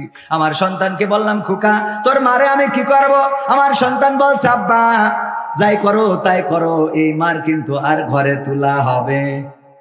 কথা কয় না। একটা মাস আপনি তারাবি পড়লেন, সাহারি করলেন, রোজা রাখলেন, ইফতার করলেন, নামাজ পড়লেন, শাওয়ালের চাঁদ উদয় হয়ে গেল, আর আপনি দুনিয়ার কাজে মত্ত হয়ে পড়লেন। এই দল সেই দল, ওই দল এই দল করে বেড়ালেন। মসজিদে খবর পাওয়া গেল না, ভালো কাজের সাথে পাওয়া গেল না, আপনাকে আর আল্লাহর পথে পাওয়া গেল না, আর মসজিদে সিজদা দিতে পাওয়া গেল না, আর দান সদকায় পাওয়া গেল না। 11টা মাস পরে আবার যখন রমাদানের চাঁদ উদয় হলো, আর মসজিদে যেয়ে সামনের কাতারে বসে বলেন ইমামের তারাবির টাকা কিন্তু গত বছরের থেকে বেশি দিতে হবে। আছে না নাই? সামনে দাঁড়ায় ও 11 মাস ধরে ওর খবর নেই। ওই দিন যেই সামনে যায় নামাজ পড়তে বলে ইমামের কিন্তু অনেক আমরা কষ্ট দিই, সে অনেক কষ্ট করে, তাকে গত বছরের থেকে তারাবির টাকা বেশি দিতে হবে। এরম আল্লাহওয়ালা আছে না নাই? যারা 11টা মাস এমন ভাবে আল্লাহকে আল্লাহর ইবাদত করে না, 11টা মাস পরে যে ঢোকে একবার, দুইবার, তিনবার, চারবার, আল্লাহ রাব্বুল আলামিন একবার, দুইবার, তিনবার ক্ষমা করবেন, চতুর্থবারে আর ক্ষমা করতে নাও। ফেরেশতাদের যদি বলেন ওগো ফেরেশতারা বলো দেখি এই লোকটা প্রতিটা বছর রমজান মাসে আসে আমার ইবাদত করে, তারপরে আবার শাওয়ালের চাঁদ উঠলে চলে যায় আর আমার ইবাদত করে না, কি করব? ফেরেশতারাই বলবে আল্লাহ এর আর তোমার ঘরে আর তোলা যাবে? ওই যে সন্তান যেমন বলে যে আব্বা এই মার কিন্তু আর নেওয়া যাবে, এটা তো কমন সেন্স দিয়ে বোঝার বিষয়, ঠিক কিনা? আপনি বারবার আল্লাহর সাথে উপহাস করবেন, আল্লাহর সাথে প্রতারণা করবেন, এটা করা যাবে? সমাধান খুঁজে খুঁজে ক্লান্ত হয়েছো যারা, সমাধান যদি পেতে চাও সব পথে গিয়ে ভুলে কোরআন দেখো খুলে, সমাধান যদি নিতে চাও। সমস্যা যত সব দূর করে দিবে রব, সমস্যা যত সব দূর করে দিবে রব, যদি তুমি যাও চেয়ে যাও সমাধান। সমাধান খুঁজে খুঁজে ক্লান্ত হয়েছো যারা, সমাধান যদি পেতে চাও সব পথে গিয়ে ভুলে কোরআন দেখো খুলে, সমাধান যদি নিতে চাও। কোরআন ধরি না বলে, কোরআন পড়ি না বলে চারিদিকে হই লাঞ্ছিত, কোরআন জানি না বলে, কোরআন মানি না বলে সব অধিকার বঞ্চিত। কোরআন ধরি না বলে, কোরআন পড়ি না বলে চারিদিকে হই লাঞ্ছিত, কোরআন জানি না বলে, কোরআন মানি না বলে সব অধিকার বঞ্চিত। মরিচিকার পিছে না ঘুরে মিছে মিছে, মরিচিকার পিছে না ঘুরে মিছে মিছে, কোরআনটা খুলে দেখে নাও সমাধান। সমাধান খুঁজে খুঁজে ক্লান্ত হয়েছো যারা, সমাধান যদি পেতে চাও সব পথে গিয়ে ভুলে কোরআন দেখো খুলে, সমাধান যদি নিতে চাও। কোরআনেই বলা আছে কোন পথে চলবে, কোন পথে মিলবে মুক্তি, কোরআনেই লেখা আছে কোন পথে শান্তি, কোন পথে আসবে শক্তি। কোরআনেই বলা আছে কোন পথে চলবে, কোন পথে মিলবে মুক্তি, কোরআনেই লেখা আছে কোন পথে শান্তি, কোন পথে আসবে শক্তি। আলে আর আলোয় প্রতারিত না হয়ে, আলে আর আলোয় প্রতারিত না হয়ে কোরআনটা খুলে দেখে নাও সমাধান। সমাধান খুঁজে খুঁজে ক্লান্ত হয়েছো যারা, সমাধান যদি পেতে চাও সব পথে গিয়ে ভুলে কোরআন দেখো খুলে, সমাধান যদি নিতে চাও। কোরআনেই খুঁজে পাবে সংসার নীতি, আর কি হবে রাষ্ট্রের নীতি, কোরআনের আইন চললে দেশে দূর হবে সব দুর্নীতি। কথা বিশেষ হলো না মনে হয়? দুর্নীতি বন্ধ হবে না হবে না? কোরআনের আইন যদি কায়েম হয় দুর্নীতি কি বন্ধ হবে? দু একজন একটু উঠাউঠি করছেন, গরমে না কষ্ট হয়ে যাচ্ছে? কোনটা? না এমনি রাত বেশি হয়ে গেছে? কোনটা? হ্যাঁ, জরুরত আছে?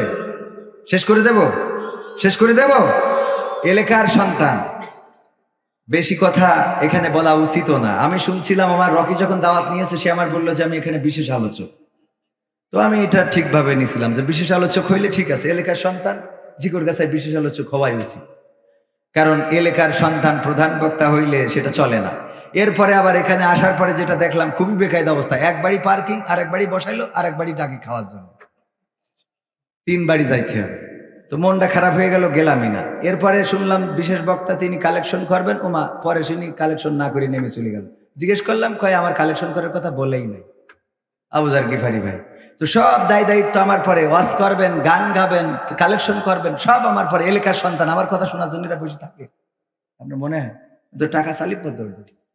আমি তো ভয়তে চাচ্ছি না, তাই অনেকে উঠতেছে।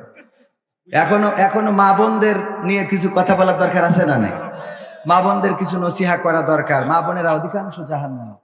হ্যাঁ, তাই এখন যেভাবে মনে হচ্ছে যে তাতে লাস্টে তুলবো বলতে কি 12টার মধ্যে আবার শেষ করার কথা, তো আর বেশি টাইমও নেই, আর আধা ঘন্টা আছে। তো আমি আপনাদের কাছে একটু মাদ্রাসার হক আদায় করার জন্য আমি আমার রকি সাক্ষী, আমি বলছিলাম যে তুমি ওই অ্যাডভান্স দিয়ে 2000 টাকা ওইটা ফেরত দিয়ে 16 দিন বাড়ি চলে যায় বলেছি। তো আমি বললাম ফেরত দিয়ে চলে যায়, যা যেভাবে অতিষ্ঠ করছিলেন, তা আপনারা একটু অতিষ্ঠ করেন না? আপনারা একটু সময় বসা যাবে ইনশাআল্লাহ। তা না হলে তো কথা আপনারা যদি বলতে না দেন, এমনিই তো সে লাইন হারাই গেছে অনেক আগে, তারপরে যদি আপনারা লাইন আরো হারাই দেন তো আমি হারাই যাব না। বসা যাবে আর একটু সময় ইনশাআল্লাহ। আল্লাহ কবুল করুন, বলেন আমিন। তো ভাইরা আমার, কোরআনে সব সমস্যার সমাধান আছে না নাই? এই কোরআন আল্লাহর জমিনে কায়েম হোক, এটা চান কারা কারা একটু দেখতে চায়? সবাই চান? সবাই চান? কোরআনের আইন কি বাংলাদেশে দেখতে চান? সে কোরআনের আইন যদি দেখতে হয়, এই মাদ্রাসার জন্য, মাদ্রাসায় যারা কোরআন পড়ে তাদের জন্য আমাদের একটু ভূমিকা রাখার দরকার আছে না নাই? আমি ব্যক্তিগতভাবে একটু সহযোগিতা করি। রকি সাহেব, আমি আগে সহযোগিতা করি, এই কাজটা করে তারপরে আমি শোনাবো। জহিরুল ইসলাম ভাই খোকন, 2000 টাকা আল্লাহ দানকে কবুল করুন, খায়াত দাও, মনের স্বপ্ন পুরা করো। আমি ব্যক্তিগতভাবে 500 টাকা দিলাম, আল্লাহ কবুল করে নাও। আমার বোর হায়াত বাড়াও, আমার যাহাই হোক ও ঠিক থাকুক, ওই বাড়িটা ঠিক না রাখলে আমার আজকে খাওয়া লাগবে। ভাইরা আমার, আমি দিয়ে শুরু করলাম, আপনারা যেন, আপনারা না, আল্লাহ এটা পছন্দ করেন। আল্লাহ বলেছে এই আইয়ুহাল্লাযীনা আমানু লিমা তাকুলুনা মা লা তাফআলুন, ওগো ঈমানদারেরা এমন কথা বলো না যা তোমরা কাজে পরিণত করো না। তো এই জন্যই আমাদের স্টেজ থেকে শুরু করেন, যে যা দেবেন আপনারা। আমার আশফাকুজ্জামান রনি ভাই কইছে আমার জন্য চাপা চাপি করবেন না। আসলে ওনার চাপা চাপি কত করব? প্রতিটা মাহফিলে 50,000, 10,000, 20,000 এটা দেয়াই লাগে। আলহামদুলিল্লাহ 500 টাকা দিলেন আমার আত্মীয়, আমার বাবার পক্ষের আত্মীয়, দাদার পক্ষের আত্মীয়, আল্লাহ কবুল করে নে, খাত দাও, মনের স্বপ্ন পুরা করে দাও, পঞ্জনদের কবুল করে নাও। আল্লাহ তুমি আমার দাদার কবরটারে জান্নাতের বাগান বানাও। আমার আশফাকুজ্জামান রনি ভাই 10,000 টাকা দিবেন, বলেন আলহামদুলিল্লাহ। নারায়ে তাকবীর। আল কোরআনের আলো, আল হাদিসের আলো, আমার নেতা তোমার নেতা, নারায়ে তাকবীর। 10,000 টাকা দিবেন আমার আশফাকুজ্জামান রনি ভাই। মায়ের নামে আল্লাহ দানকে কবুল করে নাও, নেখায়াত দিয়ে দাও। আল্লাহ মা জননীকে কবুল করে নাও পরকালে। এবং মাদ্রাসা, আমাদের মাদ্রাসার নামটা আমি খালি ভুলে যাই, আলহাজ শাহরাজামান হাফিজিয়া মাদ্রাসা। প্রায় জায়গায় ব্যানার লেখা থাকে, আমাদের তো প্রতিদিন যাইতে হয়। এই মাদ্রাসাটাও দিনের খেদমতে, ইসলামের খেদমতে কাজ করে যাচ্ছে। আল্লাহ এই মাদ্রাসাকে কবুল করে নিন, বলেন আমিন। 10,000 টাকা এই মাদ্রাসার জন্য দিলেন, আল্লাহ দানকে কবুল করো। আমার মা বোনদের মধ্যেও যান 500, 1000, 2000 নগদ টাকা যে যা দিবেন। ইট রড সিমেন্ট বালু যদি দিতে চান দিতে পারেন। আল্লাহ রাব্বুল আলামিন এই দানকে আপনাদের এই দানের বিনিময়ে পরকালে জান্নাতের বাসিন্দা করে দিতে পারেন। এই দানটা বাড়িয়ে দিবেন বহুগুণে। আল্লাহ সবার দানকে কবুল করে নিন। 1000, 5000, 2000, 500 দেওয়ার মতো কারা আছেন? আমার কাছে একটু হাতে যদি দিয়ে যান, দোয়া করে দেব। যুবক মানুষ, আল্লাহ চাইলে দোয়া কবুল করতে পারেন। 500, 1000, 100, 200, 300 যে যা পারেন। আমাদের যুবক ভাইয়েরা প্যাকেট নিয়ে যাবেন, প্যাকেটে দান করবেন। মা বোনদের মধ্যে প্যাকেট নিয়ে যাবে, দান করবেন। ইট রড সিমেন্ট বালু বাকিতেও লিখিয়ে দিতে পারেন। এতিমখানাটা মাদ্রাসায় ছাত্র দিবেন। মাদ্রাসায় যদি ছাত্র পড়ান, আপনার সন্তানকে যদি আলেম বানান, আপনার সন্তানকে যদি আল্লাহওয়ালা বানান, দিনদার ইমানদার বানান, এই সন্তান পরকালের ময়দানে আপনার কাজে লাগবে। ওগো আমার ভাইয়েরা, 500, 1000, 2000 টাকা দেওয়ার মতো কোন আল্লাহর বান্দা আছেন একটু দেখতে চায়? আমার যুবকেরা ভিতরে যান, প্যাকেট নিয়ে। অনেকেই আছেন কষ্ট করে উঠে আসতে চান না, ভিতরে যান। আমার মা বোনদের মধ্যে যান। ওগো আমার ভাইয়েরা, 500, 1000, 2000 টাকা দেওয়ার মতো কারা আছেন? একটু তাড়াতাড়ি যদি দিয়ে দিতেন, আল্লাহর ঘরের, আল্লাহর নবীর ঘরের জন্য যদি একটু দান করতেন, আল্লাহ এই দানকে বহু গুণে বাড়িয়ে দিবেন। আমাদের একজন ভাইজান, আল্লাহ 100 টাকা দিলেন, দানকে কবুল করে নাও, নেখায়া দিয়ে দাও, মনের স্বপ্ন পুরা করে দাও। আপনজন যারা কবরে মাফ করে দাও, আল্লাহ কবর গুলো জান্নাতের বাগান বানাও। তারপরে কোন আল্লাহর বান্দা আছেন 500, 1000 আমার হাতে দেওয়ার মতো যদি কেউ থাকেন দিয়ে যেতে পারেন? 2000 টাকা একজন ভাই দিয়েছেন, আর কোনো মানুষ তো দেখি না। আরে এই জিকরগাছা প্রপারে আপনারা থাকেন পদ্ম পুকুরের মতো জায়গায়, 500, 1000, 2000 এক ব্যাগ সিমেন্ট, 2 ব্যাগ সিমেন্ট দেওয়ার মতো কোন আল্লাহর বান্দাকে কি পাওয়া যাবে না? আব্দুর রহমান সাহেব মাহফিল পরিচালনা করছেন, 500 টাকা দিয়েছেন, যিনি রোজাতুল জান্নাত মহিলা মাদ্রাসার পরিচালক। আল্লাহ দানকে কবুল করে নাও, নেখায়াত দাও, মনের স্বপ্ন পুরা করে দাও, আপনজনদের কবুল করে নাও। দানকারীর ও পিতা মাতার সুখে রেখো কবরে, নূরের টুপি পরায় আল্লাহ তুলিও রোজ হাসরে। আর একজন 500 টাকা দিয়েছে, আল্লাহ দানকে কবুল করো, মনের নেক বাসনা পুরা করে দাও। আর একজন, আল্লাহ তোমার বান্দা 700 টাকা দিয়েছে, দানকে কবুল করে নাও, মনের নেক মাকসাদ পুরা করে দাও। আপনজন যারা কবরে ক্ষমা করে দাও, কবরগুলো জান্নাতের বাগান বানিয়ে দাও। আল্লাহ যারা বেঁচে আছে, নেক হায়াত দান করে দাও, সুস্থ শরীর দান করে দাও। ওগো আল্লাহ যারা দান করে, দানকে কবুল। শামসুর মাস্টার 1000 টাকা রাখেন, বঙ্গবন্ধুর নোট দান করেছে, আল্লাহ কবুল করো, মনের নেক মাকসাদ পুরা করো। আর একজন 100 টাকা, আল্লাহ কবুল করে নাও, দিনদার ইমানদার বানিয়ে দাও। আল্লাহ 1000 টাকা যে দিল, আপনজন যারা কবরে, কবরগুলো ক্ষমা করে দাও। আমাদের মাহফিলের সভাপতি শ্রদ্ধাভাজন 1000 টাকা করলেন দান, আল্লাহ বাড়িয়ে দাও, সম্মান খায়া দিয়ে দাও, মনের স্বপ্ন পুরা করো। পিতা মাতা, দাদা দাদি, নানা নানি, আপনজন যারা কবরে, কবরগুলো মাফ করে দাও। তারপরে আর কোন আল্লাহর বান্দা? ইয়াসিন ভাই, নারায়ে তাকবীর। আমার ইয়াসিন ভাই 2000 টাকা 2 কান বঙ্গবন্ধুর নোট দান করলো, আল্লাহ দানকে কবুল করো, নেখায়াত দিয়ে দাও, মনের স্বপ্ন পুরা করে দাও, ব্যবসা বাণিজ্যে বারাকা দান করে দাও। আমার আরেকজন ভাইজান, নাম কি ভাই আমার? আব্দুল জলিল ভাই 500 টাকা দান করলেন, আল্লাহ দানকে কবুল করো, তোমার গোলাম তুমি তারে কবুল করে নাও, নেখায়াত দিয়ে দাও, মনের স্বপ্ন পুরা করে দাও, আপনজনদের কবুল করে নাও। ওগো আমার ভাইরা, এই মাদ্রাসার জন্য আপনাদের কাছে হাত বাড়াইলাম, কেমন দিলেন? অনেক জায়গায় গেলে সিমেন্ট দেয়, সিমেন্টেরও দরকার আছে না? এই পবিত্র কোরআনের পারা কয়টা? পাড়ার সম্মানে 1 ব্যাগ সিমেন্ট, 30টা পাড়ার সম্মানে 30টা ব্যাগ সিমেন্ট দিবেন। এমন কোন আল্লাহর বান্দা আছেন প্রথম পাড়ার সম্মানে 1টা ব্যাগ সিমেন্ট দিবেন? একটু নামটা যদি লিখে দিতেন। কি ভাই? নূর মোহাম্মদ আব্দুল গফফার ভাই মায়ের জন্য দোয়া চেয়ে 500 টাকা করলেন দান, আল্লাহ বাড়িয়ে দাও, সম্মান নেখায়াত দিয়ে দাও, মনের স্বপ্ন পুরা করে দাও, আপনজনদের কবুল করে নাও। তারপরে কোন আল্লাহর বান্দা আছেন 1 ব্যাগ করে সিমেন্ট, 1টা পাড়ার সম্মানে 1 ব্যাগ? কোন একজন বান্দা 1 ব্যাগ সিমেন্ট? আবু বকর ভাই 1 ব্যাগ। নারায়ে তাকবীর।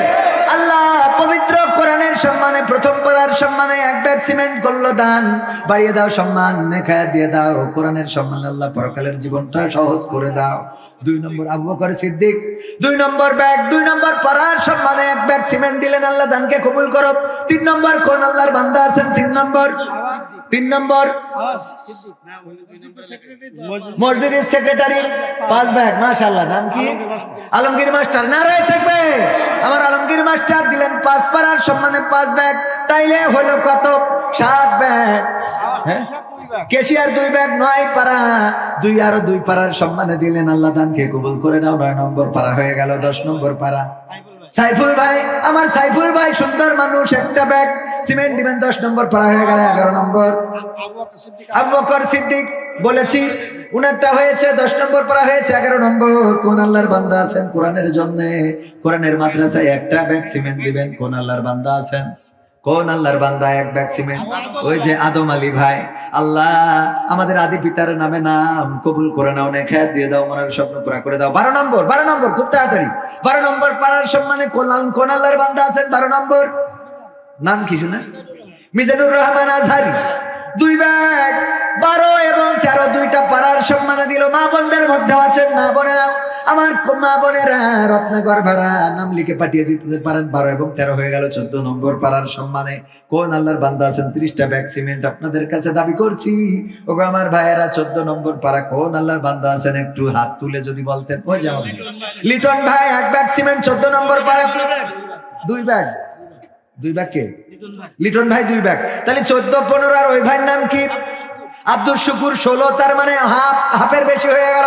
আব্দুল শুকুর ভাই 1 ব্যাগ, লিটন ভাই 2 ব্যাগ। আল্লাহ দানকে কবুল করো, নেখায়াত দাও, মনের স্বপ্ন পুরা করো, আপনজনদের কবুল করো। 16 হয়েছে 17, 30টা ব্যাগ হবে আমার বিশ্বাস আছে। 17 নম্বর পাড়া কোন আল্লাহর বান্দা আছেন 17 নম্বর পাড়ার সম্মানে দিতে চান? যদি একটু হাত উঁচু করতেন ভাইরা আমার। এই জায়গায় ডানে বামে কোন আল্লাহর বান্দা আছেন 17 নম্বর? হ্যাঁ, জহিরুল ইসলাম ভাই 1000 টাকার একখান ক্যাডকেরি নোট দলামালা করে নিয়ে এসেছে। আল্লাহ কবুল করে নাও, নেখায়াত দিয়ে দাও, মনের স্বপ্ন পুরা করে দাও, আপনজনদের কবুল করো। 17 নম্বর বজলু ভাই 1 ব্যাগ 17 নম্বর পারা হয়ে গেল, আল্লাহ কবুল করো। 18 নম্বর পারা বজলু ভাইয়ের দানকে কবুল করো, আপনজন যারা কবরে ক্ষমা করে দাও। আব্দুর রহমান ভাই 1 ব্যাগ 18 নম্বর পারা হয়ে গেল। 19 নম্বর পারার সম্মানে কোন আল্লাহর বান্দা আছেন দিবেন? একটু যদি হাত উঁচু করতেন করতে পারতেন। 19 নম্বর 30টা হইলে আমি কয়েকটা গান শুনাই মোনাজাত করে দেব। 19 নম্বর, হ্যাঁ কি বলবো আর?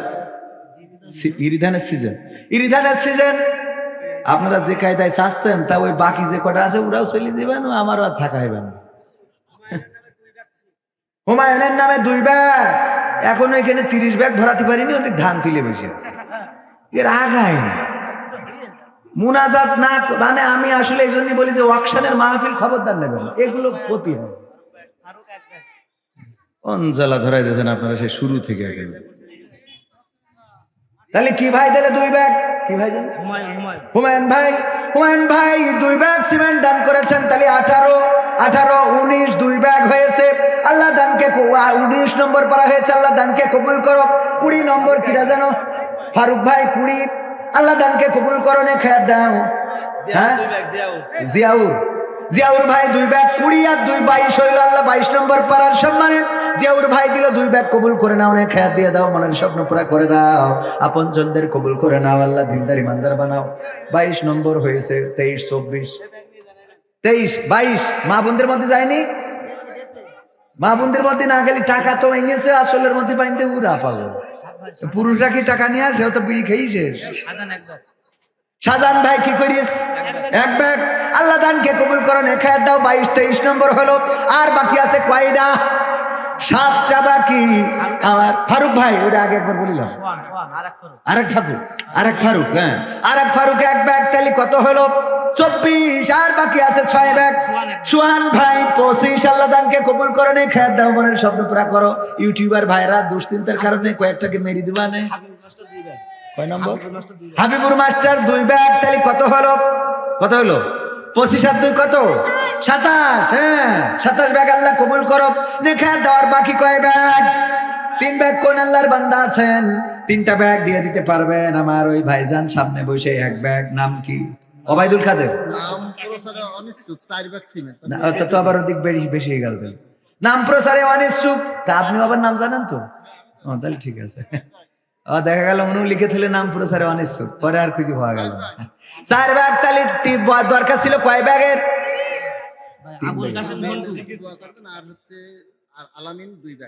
আলামিন ভাই 2 ব্যাগ, আর নাম প্রকাশে অনিচ্ছুক 4 ব্যাগ। ভাই দিয়েছে 1 ব্যাগ, নাম কি? আবুল কাশেম ঝন্টু। উনি আবুল কাশেম ঝন্টু ভাই 1 ব্যাগ, তাহলে কত হইল? 4 আর 1 5, 5 আর 2 7, তাহলে 7, আমাদের দরকার ছিল 3, তাহলে 34 ব্যাগ হয়ে গেল। তো 34 যখন হয়েছে কিডা মরি গেছে কেন? মরিজেও টাকা দিচ্ছে, মরাই ভালো। ভালো করে কন আপনি। হ্যাঁ তাই বলে। তো এখন এমন ভাব কাজ মরি গেছে জন্য ভোট যে আবার খবর তো এসে দিয়ে দিয়েছে। হুজুর 2 ব্যাগ সিমেন্ট, ও সিরাজুল ইসলাম 2 ব্যাগ, তাই কোন বলছেন হুজুর 2 ব্যাগ সিমেন্ট? নারায় থাকবে। সিরাজুল ইসলাম কয় ব্যাগ? 2 ব্যাগের নগদ টাকা দিয়েছে, আল্লাহ দানকে কবুল করো। তাহলে কয় ভাগ হইলো? 34 আর 2 36। আর একজন আমাদের হুমায়ুন না কি যেন আব্বা মারা গেছে, সন্তান 500 টাকা দিয়েছে, আল্লাহ বাবার কবরকে জান্নাতের বাগান বানাও, আল্লাহ বাবার কবরটা রিয়াজুল জান্নাতে পরিণত করো। নাম প্রচারে অনিচ্ছুক আর একজন আর এক ব্যাগ, তালি হইলো কত? 37, তাই তো? আর 3টা ব্যাগ দিয়ে 40 করি তো। আর 3টা ব্যাগ দেওয়ার মতো কোন আল্লাহর বান্দা আছেন? 3টা ব্যাগ। এই যুবকরা এরা কোন গে গোয়াখালি যাওয়ার টাকা হয়, তোমাকে সিমেন্ট দেওয়ার টাকা হয় না। হ্যাঁ, 3 পিস কিনে তো ঠিকই গিফট করতে পারো। হ্যাঁ, আর মা বোনেরা একটাও নাম লেখলেন, আবেদা, জবেদা, সবেদা, হাসিনা, খালেদা, সব কি একসাথে পালাই? হ্যাঁ, একটা নামও দেখলাম না। কে কি ঝগড়া করা লাগবে? এই যুবকরা একটু আর 3টা ব্যাগ দিলি 40 ব্যাগ হচ্ছে, শোনা। আর 3টা ব্যাগ ওই যে আমার চাচা, মাশাআল্লাহ, সর্দার মানুষ তো 3 ব্যাগ আর 2 ব্যাগ দিলি আর 5টা ব্যাগ হইবেন না, শোনা। 5 ব্যাগ। আল্লাহ, আলহামদুলিল্লাহ। দেখো দিনি এর আমি তো দরকার না রয়ে থাকবে। কয় ব্যাগ? আমার জামাল কি সর্দার, জামাল সর্দার, সর্দার মানুষ 5 ব্যাগ না দিলি হয়? তাহলে আবার এই তো কাজ সেরি না 42 হয়ে গেল, তাহলে হাফ সেঞ্চুরি করেই থবো। 50টা ব্যাগ করি দেন ভাই, 50টা ব্যাগ একটা মিল করে থুয়ে দিই। 50। আমার মা বোনেরা 2-3টা নাম পাঠাই দিলে হয়ে যাবেন। মা বোনেরা কিটা বয়েস শফিকুল ভাই সব জায়গায় প্রোগ্রাম করে, সবাই দাবি করছে। শফিকুল ভাই কই ভাই? শোনা আসো না। ও মানি ওই, হ্যাঁ, ও আমার ভাই। একটা ব্যাগ না, শোনা, 1 ব্যাগের বেশি নেওয়া ঠিক হয় না, আগের মতো মাহফিল এখন হয় না। তাহলে কয় ব্যাগ? তাহলে আমার ভয়েস শফিকুল ভাই 1 ব্যাগ সিমেন্ট করলো, দান আল্লাহ বাড়িয়ে দাও, সম্মান নিয়ে খেয়াল দিয়ে দাও, আল্লাহ সাউন্ডের ব্যবসা বাড়িয়ে দাও, আল্লাহ তুমি দয়া করে রিজিকে বারাকা দান করে দাও, বলেন আমিন। তাহলে বাকি আছে কয় ব্যাগ? আর 7টা ব্যাগ দিলে 50 ব্যাগ, মানে হাফ সেঞ্চুরি IPL। এ যুবকরা শোনারা, তোমরা একটু জোট করি তো কয়েকটা ব্যাগ দিতে পারো। হ্যাঁ, তোকে জন্য দোয়া করে দেবো যেন এই বছর পান না হয়, বিয়ে হয়ে যায়। পাগল, বিয়ের জন্য দোয়া, আমি দোয়া করে দিই বিয়ে হয়, প্রমাণ আছে অনলাইনে দেখে নিস। আমি দোয়া করে দিয়েছি, বিয়ে হয়ে গেছে, পরে অবশ্যই বউ চলে গেছে। না তো ওইটা রাখার দায়িত্ব তো আর আমার না, আমার দোয়ায় কাজ হয়েছে কিনা এটা কেন। হ্যাঁ, আর 7টা ব্যাগ হবে না, শোনা না। ওরা ভাই ওগেরও অভাব কাটছে না, ওগের জন্য আমার আরো কটা গান গেয়ে দিতে হবে না, ওরা এসেছে তেল খরচের দাম উঠবে না। 7টা ব্যাগ কোন আল্লাহর বান্দা আল্লাহর নবীর ঘরের জন্য, আমি আমার জন্য চাই নাই। 7টা ব্যাগ ডুবলো বনে বাঘ থাকে, এমন কোন আল্লাহর বান্দা আছেন নাকি একাই দেবেন? যদি থাকেন, আর না থাকলে 1টা ব্যাগ রয়েছে আমার যুবক ভাই। এই যে আল্লাহ, আল্লাহ আমার এই যুবকের ভালো জায়গায় বিবাহের ব্যবস্থা করে। আমেন। নাকি কাম সারা সারা হলে ছানি হবে, 2টা হবে ইনশাআল্লাহ। আল্লাহ কবুল করুন। নাম বলার দরকার নেই, তাহলে ওগুলো বাড়ি গেলে ধরবে। নাম কি? তরিকুল ভাই। না রয়ে থাকবে আমার তরিকুল ভাই। 2 ব্যাগ দিবেন, আল্লাহ দানকে কবুল করো। যুবক মানুষ, আল্লাহ নেক হায়াত দান করো, মনের নেক মাকসাদ পুরা করে দাও, দাম্পত্য জীবনে সুখ শান্তি দাও। আর বাকি থাকলো 5টা ব্যাগ, কোন আল্লাহর বান্দা আছেন? আর 5 ব্যাগ দিবেন, 1 ব্যাগ করে, কোন আল্লাহর বান্দা আছেন? 5টা ব্যাগ আপনাদের কাছে। আব্দুল গফুর ভাই 1 ব্যাগ, আর মাত্র 4 ব্যাগ বাকি। আল্লাহ আব্দুল গফুর ভাইয়ের দানকে কবুল করো, নেক হায়াত দাও, মনের স্বপ্ন পুরা করো, আপনজনদের কবুল করো। ইউসুফ আলী 2 ব্যাগ, আল্লাহ দানকে কবুল করে নাও। ইউসুফ আলীকে নবী ইউসুফের সাথে হাসর নাসর করে দাও। তাইলে কোন মসজিদ মাদ্রাসা মসজিদের হুজুর 1 ব্যাগ সিমেন্ট, তাইলে হয়ে গেল কত? 48। আর 2 ব্যাগ বাকি। কয় ব্যাগ? আর 2টা ব্যাগ দিলে হাফ সেঞ্চুরি। শেষ ভালো যার, সব ভালো তার। মা বোনেরা একটাও দিলে না। জুব্বাসা, আমার জুব্বাসা 1 ব্যাগ সিমেন্ট। কই জুব্বাসা কই? ও চাচা, হ্যাঁ আলহামদুলিল্লাহ। আমার জুব্বাসা 1 ব্যাগ, আর মুজাহিদ 1 ব্যাগ। আর বলো নেবো না, আর আমার টাকা ঘুষ দিল নেবো না।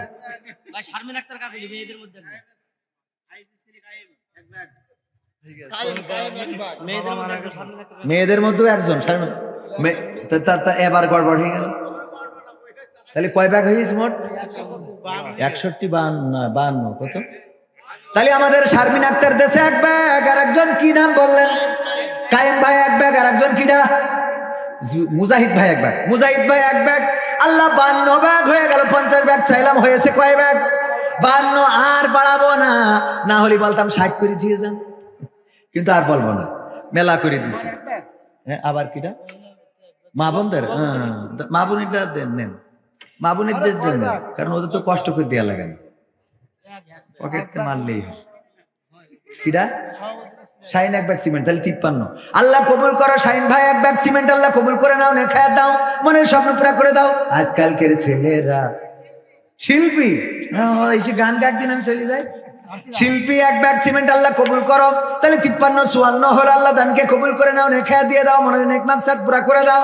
আল্লাহ শিল্পীর কণ্ঠস্বর ভালো করে দাও, বলেন আমিন। সজীব ওরে এ কানে ছিল, ওর আমি চুমো খাই কপালে, ওই এতক্ষণ কানে ছিল কইছে, মানে লাস্টে মজা দেখি তারপর মানে হুজুরির ঘাম ঝরাই নিয়ে তারপরে। সজীব ভাই কয় ব্যাগ? নারায়ে তাকবীর। তাহলে 54 আর 5 কত? 59, বাকি আছে 60 হতে কয় ব্যাগ? তো ফোন করলেন কোনে, তো কি হইলো? আমার বউ এক ব্যাগ দেখে। ও মামা আসলে তো তা কবেন না আপনি, আল্লাহ এইরামই তো হইতে হবে, যেইরাম বর সেইরাম বউ, খবরটার জন্য নিকে মিকে করতে দিন না। নারায়ে তাকবীর। আর রিস্ক নেবেনই না এই বয়সে, আল্লাহ খুব, কারণ এখন তো বেকায়দা অবস্থা, বেকায়দা অবস্থা না। আগে তো লিখে করলি গোলমাল হয়তো, রাগ করি বাড়িতে চলে যেত, এখন রাগ করি যায় না, ডাইরেক্ট কেটে নিয়ে চলে যাচ্ছে। ঠিক না বে ঠিক? কথা কয় না, এই সত্য বললাম না মিথ্যা বললাম? তাহলে সভাপতির স্ত্রী এক ব্যাগ কয় ব্যাগ হইলো? 60 ব্যাগ হয়ে গেছে না? আলহামদুলিল্লাহ। আমার যদি দ্বিতীয় ব্যাগটা বক্তা করতো তা 60 ব্যাগ কেন, তোকে মাদ্রাসা আজকে 2 তলা বানাই দিতে বাড়ি চলে যেত। ঠিক ঠিক। পাকামো করা যায়, সব এক গর্তের মধ্যে পুড়িয়েছি। হ্যাঁ সব তো অনুরোধ। তাহলে আর কোন যুবকরা আর কিছু দেবে? একটা কথা বলবো, শেষ কথা। আল্লাহ কোনো কিছু করলি বলে 70 গুণ সওয়াব বাড়াই দেবে। কয় গুণ? তা আমার মনে হচ্ছে 60 যখন হয়ে গেছে, তাহলে 70টা করে ঠিক গেলে এটা লাইন মতো জায়গায় থাকতো, তাই না? এটা লাইন মতো হইতো না? তা আমি 2-1টা গান গাচ্ছি, এর মধ্যে একটু মনে করি, দেখি যে এই 10 জন ভাগ্যবান কারা, একটুখানি নামটা লিখাই দেবেন, আমি দোয়া করে দেবো ইনশা। আজকালকের ছেলেরা বই নিয়ে আর বসে না, ও বাবা গুগলে সার্চ করিয়া পড়ে। ওরে কালের মেয়েরা কোরআন হাদিস ধরে না, এখনকার মা বোনেরা কোরআন হাদিস পড়ে না, ও আল্লাহ টিকটকে ভিডিও ওরা করে। আজকালকের ছেলেরা বই নিয়ে আর বসে না, গুগলে সার্চ করিয়া পড়ে। আগের সময় প্রেম করিলে মুরব্বীরা বলতে পাইছো কি, এখন বলে শখ করিয়া বাবু তুমি খাইছো কি? কথা কয় না যুবকরা, ঠিক না বেঠে? আগের সময় প্রেম করিলে মুরব্বীরা বলতো পাইছো কি, এখন বলে শখ করিয়া বাবু তুমি খাইছো কি? লজ্জা শরম নাই আইলাম কোন জামানাই, লজ্জা শরম নাই আইলাম কোন জামানাই, ভবিষ্যৎ দেখি অন্ধকারে। আজকালকের ছেলেরা বই নিয়ে আর বসে না, ও বাবা গুগলে সার্চ করিয়া পড়ে। ভাইরে এই বেশি করে ফেলালেন না? নতুন করে হয়েছে চালু এখন আবার কোন ট্রেন্ড, পরিচয় করাই দেখি এই আমার গার্লফ্রেন্ড। কথা হয় না, ঠিক না বে ঠিক? নতুন করে হয়েছে চালু এখন আবার কোন ট্রেন্ড, পরিচয় করাই দেখি এই আমার বয়ফ্রেন্ড। শরমের মাথা খাইয়া গেছে ওরা পাগল হইয়া, শরমের মাথা খাইয়া গেছে সব পাগল হইয়া, ভবিষ্যৎ দেখি অন্ধকারে। আজকালকের ছেলেরা বই নিয়ে আর বসে না, ও বাবা গুগলে সার্চ করিয়া পড়ে। ওরে কালের মেয়েরা কোরআন হাদিস ধরে না, এখনকার মা বোনেরা কোরআন হাদিস পড়ে না, ও আল্লাহ টিকটকে ভিডিও ওরা করে। আজকালকের ছেলেরা বই নিয়ে আর বসে না, গুগলে সার্চ করিয়া পড়ে। ঠিক না বে ঠিক? এখনকার মা বোনেরা কোরআন, আগে কোরআন পড়তো, কোরআন শিখতো, কোরআন জানতো, কোরআন মানতো, কিন্তু এখনকার মা বোনেরা ফোন নিয়ে পড়ে থাকে। সন্তানরা ফোন দেখবে, সন্তানরা তাদেরকে ভালো বানাবে, সন্তানদেরকে ভালো বানাবে, কিন্তু মাই তো সারাক্ষণ ফোনের মধ্যে ডুবে থাকে। এই সন্তান আর কত ভালো হবে বলেন? ঠিক না বেঠি? আগে যদি বিয়ে দেওয়ার জন্য আমাদের সভাপতি ছেলে বিয়ে দেবে, পাত্র দেখার জন্য যদি যেত, পাত্রী দেখার জন্য যদি যেত, জিজ্ঞাসা করতো কোরআন পড়তে পারে কিনা, হাদিস পড়তে পারে কিনা, নামাজ পড়ে কিনা, আরকান আহকাম জানে কিনা, আত্তাহিয়াতু পারে কিনা, তাশাহুদ দুরুদ ইব্রাহিম হবে কিনা, দুআয়ে মাসুরা দোয়া কুনুত হবে কিনা, এমনি ভাবে জিজ্ঞাসা করতো। যদি মেয়ে বলতো পারি পারি পারি, কোরআন পড়তে পারে কিনা, কোরআনটা সামনে দেওয়া হতো, একটু পড়ে শোনাও। ঠিক বলছি না ঠিক বলছি? আগের সময় এইগুলো জিজ্ঞাসা করা হতো। ওগো মা আমার, বলো দেখি কোরআনটা পড়তে পারো কিনা? হ্যাঁ পারি। তাইলে রিহালটা সামনে দেওয়া হতো, দুইটা আয়াত পড়ে শোনাও। আমাদের পাত্রীরা কোরআন পড়ে শোনাতো।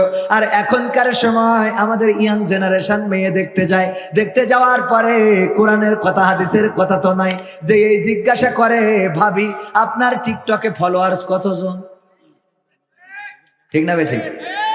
টিকটকে ফলোয়ার্স কত? ফেসবুকে রিলস ভিডিও দিলে ভিউজ কেমন হয়? ইউটিউব কি মনিটাইজেশন করা আছে? অ্যাকাউন্ট নাম্বার বসানো আছে? আপনি কি স্টার পেয়েছেন? ঠিক না ঠিক? এইগুলো এখন জিজ্ঞাসা করা হয়। আহা, আল্লাহ হেদায়েত নসিব করুন, বলেন আমিন। এরপরে আরো অনেক কথা আল্লাহ রাব্বুল আলামিন বলেছেন, ওয়া করনা ফি বুয়ুতিকুন্না ওয়ালা তাবাররাজনা তাবাররুজাল জাহিলিয়াতিল উলা। ওগো নারীরা পর্দার মধ্যে থাকো, জাহেলি যুগের মেয়েদের মতো সাজুগুজু করে নিজেদেরকে প্রদর্শন করে বেড়ায়ও না। কিন্তু এখনকার মা বোনেরা সাজুগুজু ছাড়া বের হয়, শুধু বের হয় তা না, এখন আবার ঘরে ঘরে বিউটি পার্লার। ঠিক না বেঠি? এই বিউটি পার্লার কে দিয়েছে? হ্যাঁ, বিউটি পার্লার আছে না নাই? বিউটি পার্লারে খুব কায়দা করে সাজুগুজু করে রাস্তায় বের হয়, ওইগুলো দেখে যুবকেরা পাগল হয়ে যায়, এই মেয়েরই লাগবে। পরে দেখা যায় বিয়ে শাদী করার পরে সংসারে আর বনিবনা নেই। কারণ কি? কারণ উপরে ছিল, মুখে ছিল গ্রামীণ ফোন, কিন্তু পার দিকে যে ওর ওই যে ওয়ারিদ এয়ারটেল, এটা খেয়াল করেন, কথা কয় না। উপরের নেটওয়ার্ক ছিল কিসের? গ্রামীণ ফোনের। নিচের দিকে কি? ওয়ারিদ, ওই যে কি এয়ারটেল, রবি, মানে মাঠে না গেলেই নেটওয়ার্ক পায় না। সাজুগুজু করে, এইগুলো দেখে যুবকেরা পাগল হয়। ওগো আমার মায়েরা বোনেরা, যে চেহারাটা দেখিয়ে বেড়ান, এই দায়ুস মহিলার আল্লাহর নবী সাল্লাল্লাহু আলাইহি সাল্লাম সুপারিশ করবেন না, বলেন নাউজুবিল্লাহ।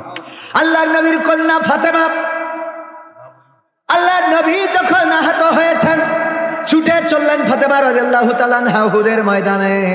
যাওয়ার পরে পিতার কাছে যেয়ে দাঁড়ালেন। আল্লাহর নবীর হুঁশ ফেরার পরে দেখলেন ফাতেমা পাশে বসা। আল্লাহর নবী বললেন, ওগো ফাতেমা, তুমি কেন এসেছো?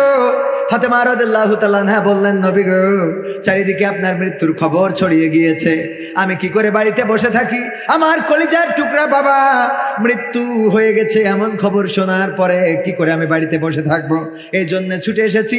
আল্লাহর নবী বললেন, ওগো ফাতেমা, তোমার বোরখার মধ্যে একটা ছিদ্র দেখা যায়, ছেঁড়া জায়গা দেখা যায়, যেই জায়গা দিয়ে তোমার গায়ের রং দেখা যায়।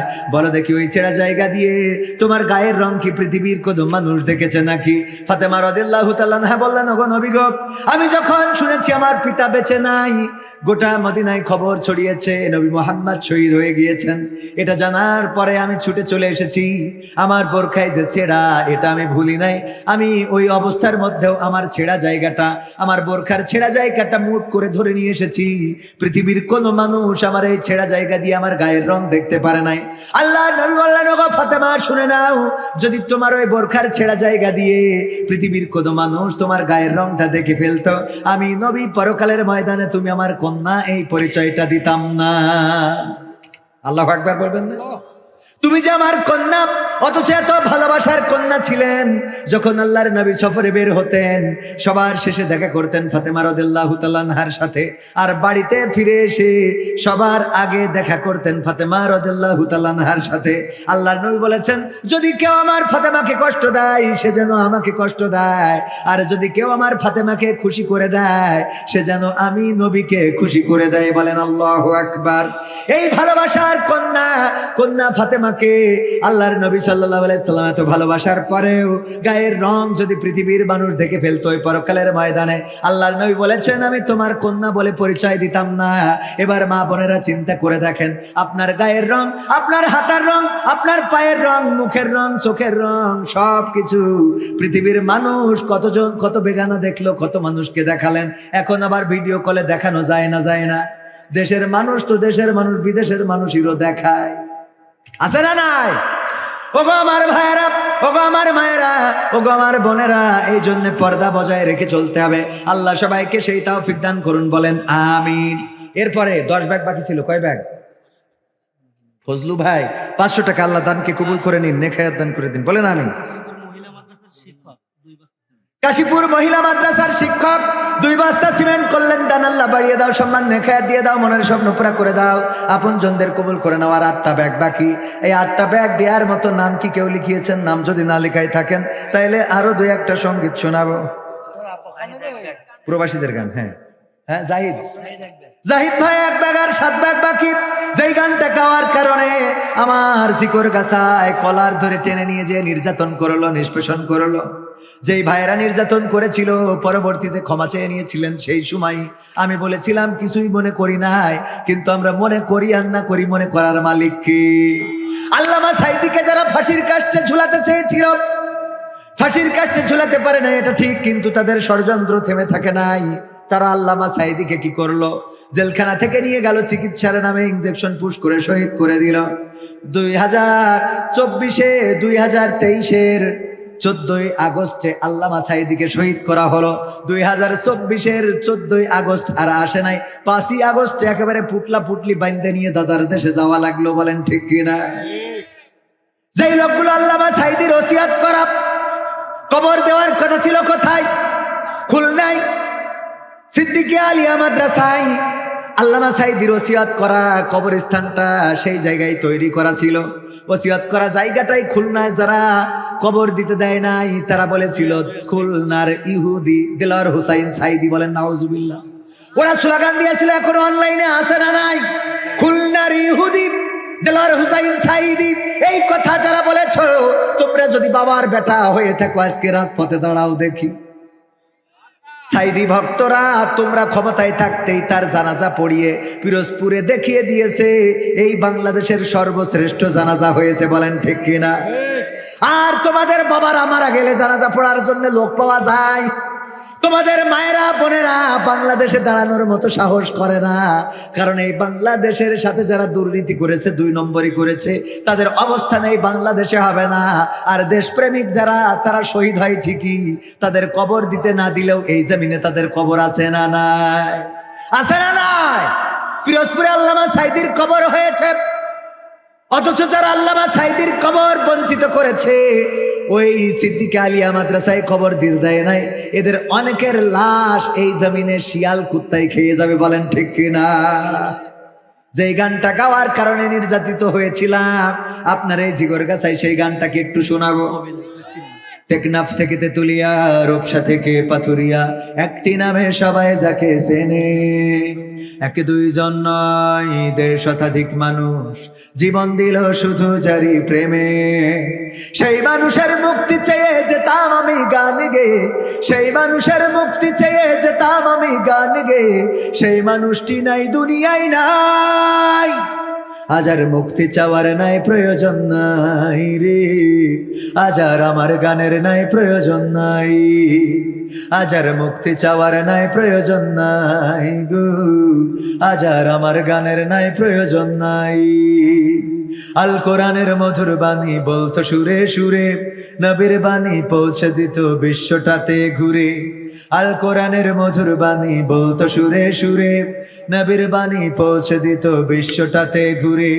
তার মুখের এই বয়ান শুনে হতো মুসলমান, বুকের সাথে বুক মিলিয়ে ধন্য কত প্রাণ।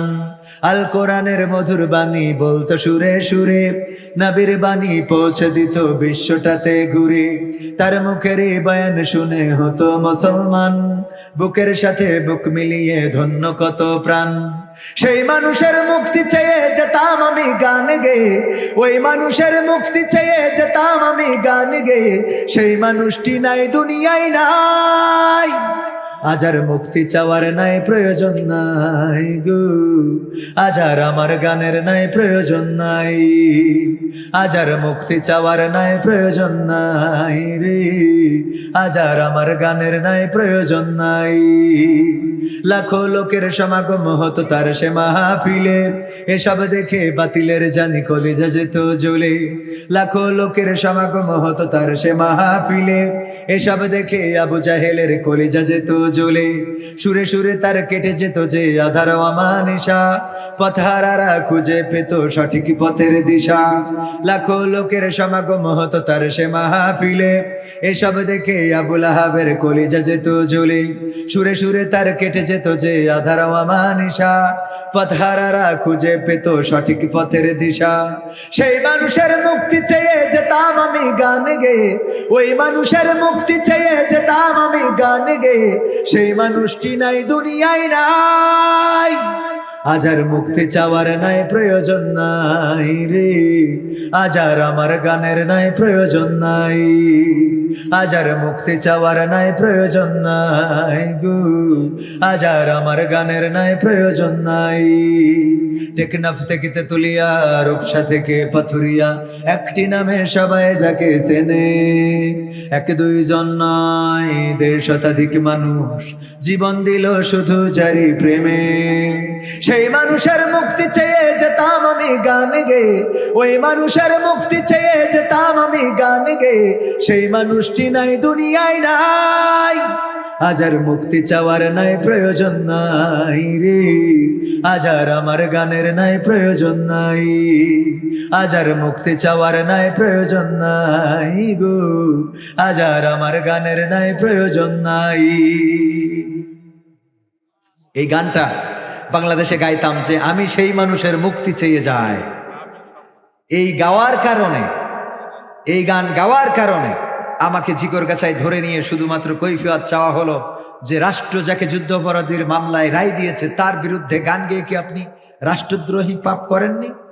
আমি বললাম সে রাষ্ট্রের কাছে অপরাধী হতে পারে, কিন্তু আমাদের কাছে একজন কোরআনের খাদেম, একজন মুফাসসির গোটা বাংলাদেশে তাফসীর করেছেন, যার আলোচনা শুনে তাওহীদি জনতারা জাগ্রত হয়েছে, যার আলোচনা শুনে পথহারা মানুষেরা পথের দিশা পেয়েছে, যার আলোচনা শুনে অন্যান্য ধর্মাবলম্বীরা ইসলামের আলোয় আলোকিত হয়েছে, কোরআনের আলোয় আলোকিত হয়েছে, কালেমা পড়ে মুসলমান হয়েছে, জান্নাতের পথটা খুঁজে পেয়েছেন। এই কোরআনের পাখির পক্ষে গান গায়। রাষ্ট্র কাকে রায় দিয়েছে তার বিপক্ষে বা তার পক্ষে নয়, বরং আমি শুধুমাত্র একজন কোরআনের তাফসীর কারক, তার পক্ষেই কথা বলি, তার পক্ষেই গান গায়। অপরাধ এটাই, আমাকে জয় বাংলা বলতে হলো, জয় বঙ্গবন্ধু বলতে হলো। এরপরে বলা হলো যে ভবিষ্যতে সাবধান, বাজারগুলোতে উঠতে দেওয়া হতো না, ঘোষণা দেওয়া হয়েছিল। এমনকি নাম বলবো না, এই অঞ্চলের একজন কুলাঙ্গার নেতা ছিলেন, আমার ব্যাপারে ফেসবুকে স্ট্যাটাস যে একটা গুপ্ত ভাইরাস জিকরগাছায় আছে, যে জামাতের এজেন্ডা নিয়ে কাজ করে বেড়াচ্ছে, তাকে যদি এই মুহূর্তে দমন করা না যায় তাহলে জিকরগাছাকে নিরাপদ করা যাবে না। আমাদের দমন করে তোমরা নিরাপদ হতে পারবে না।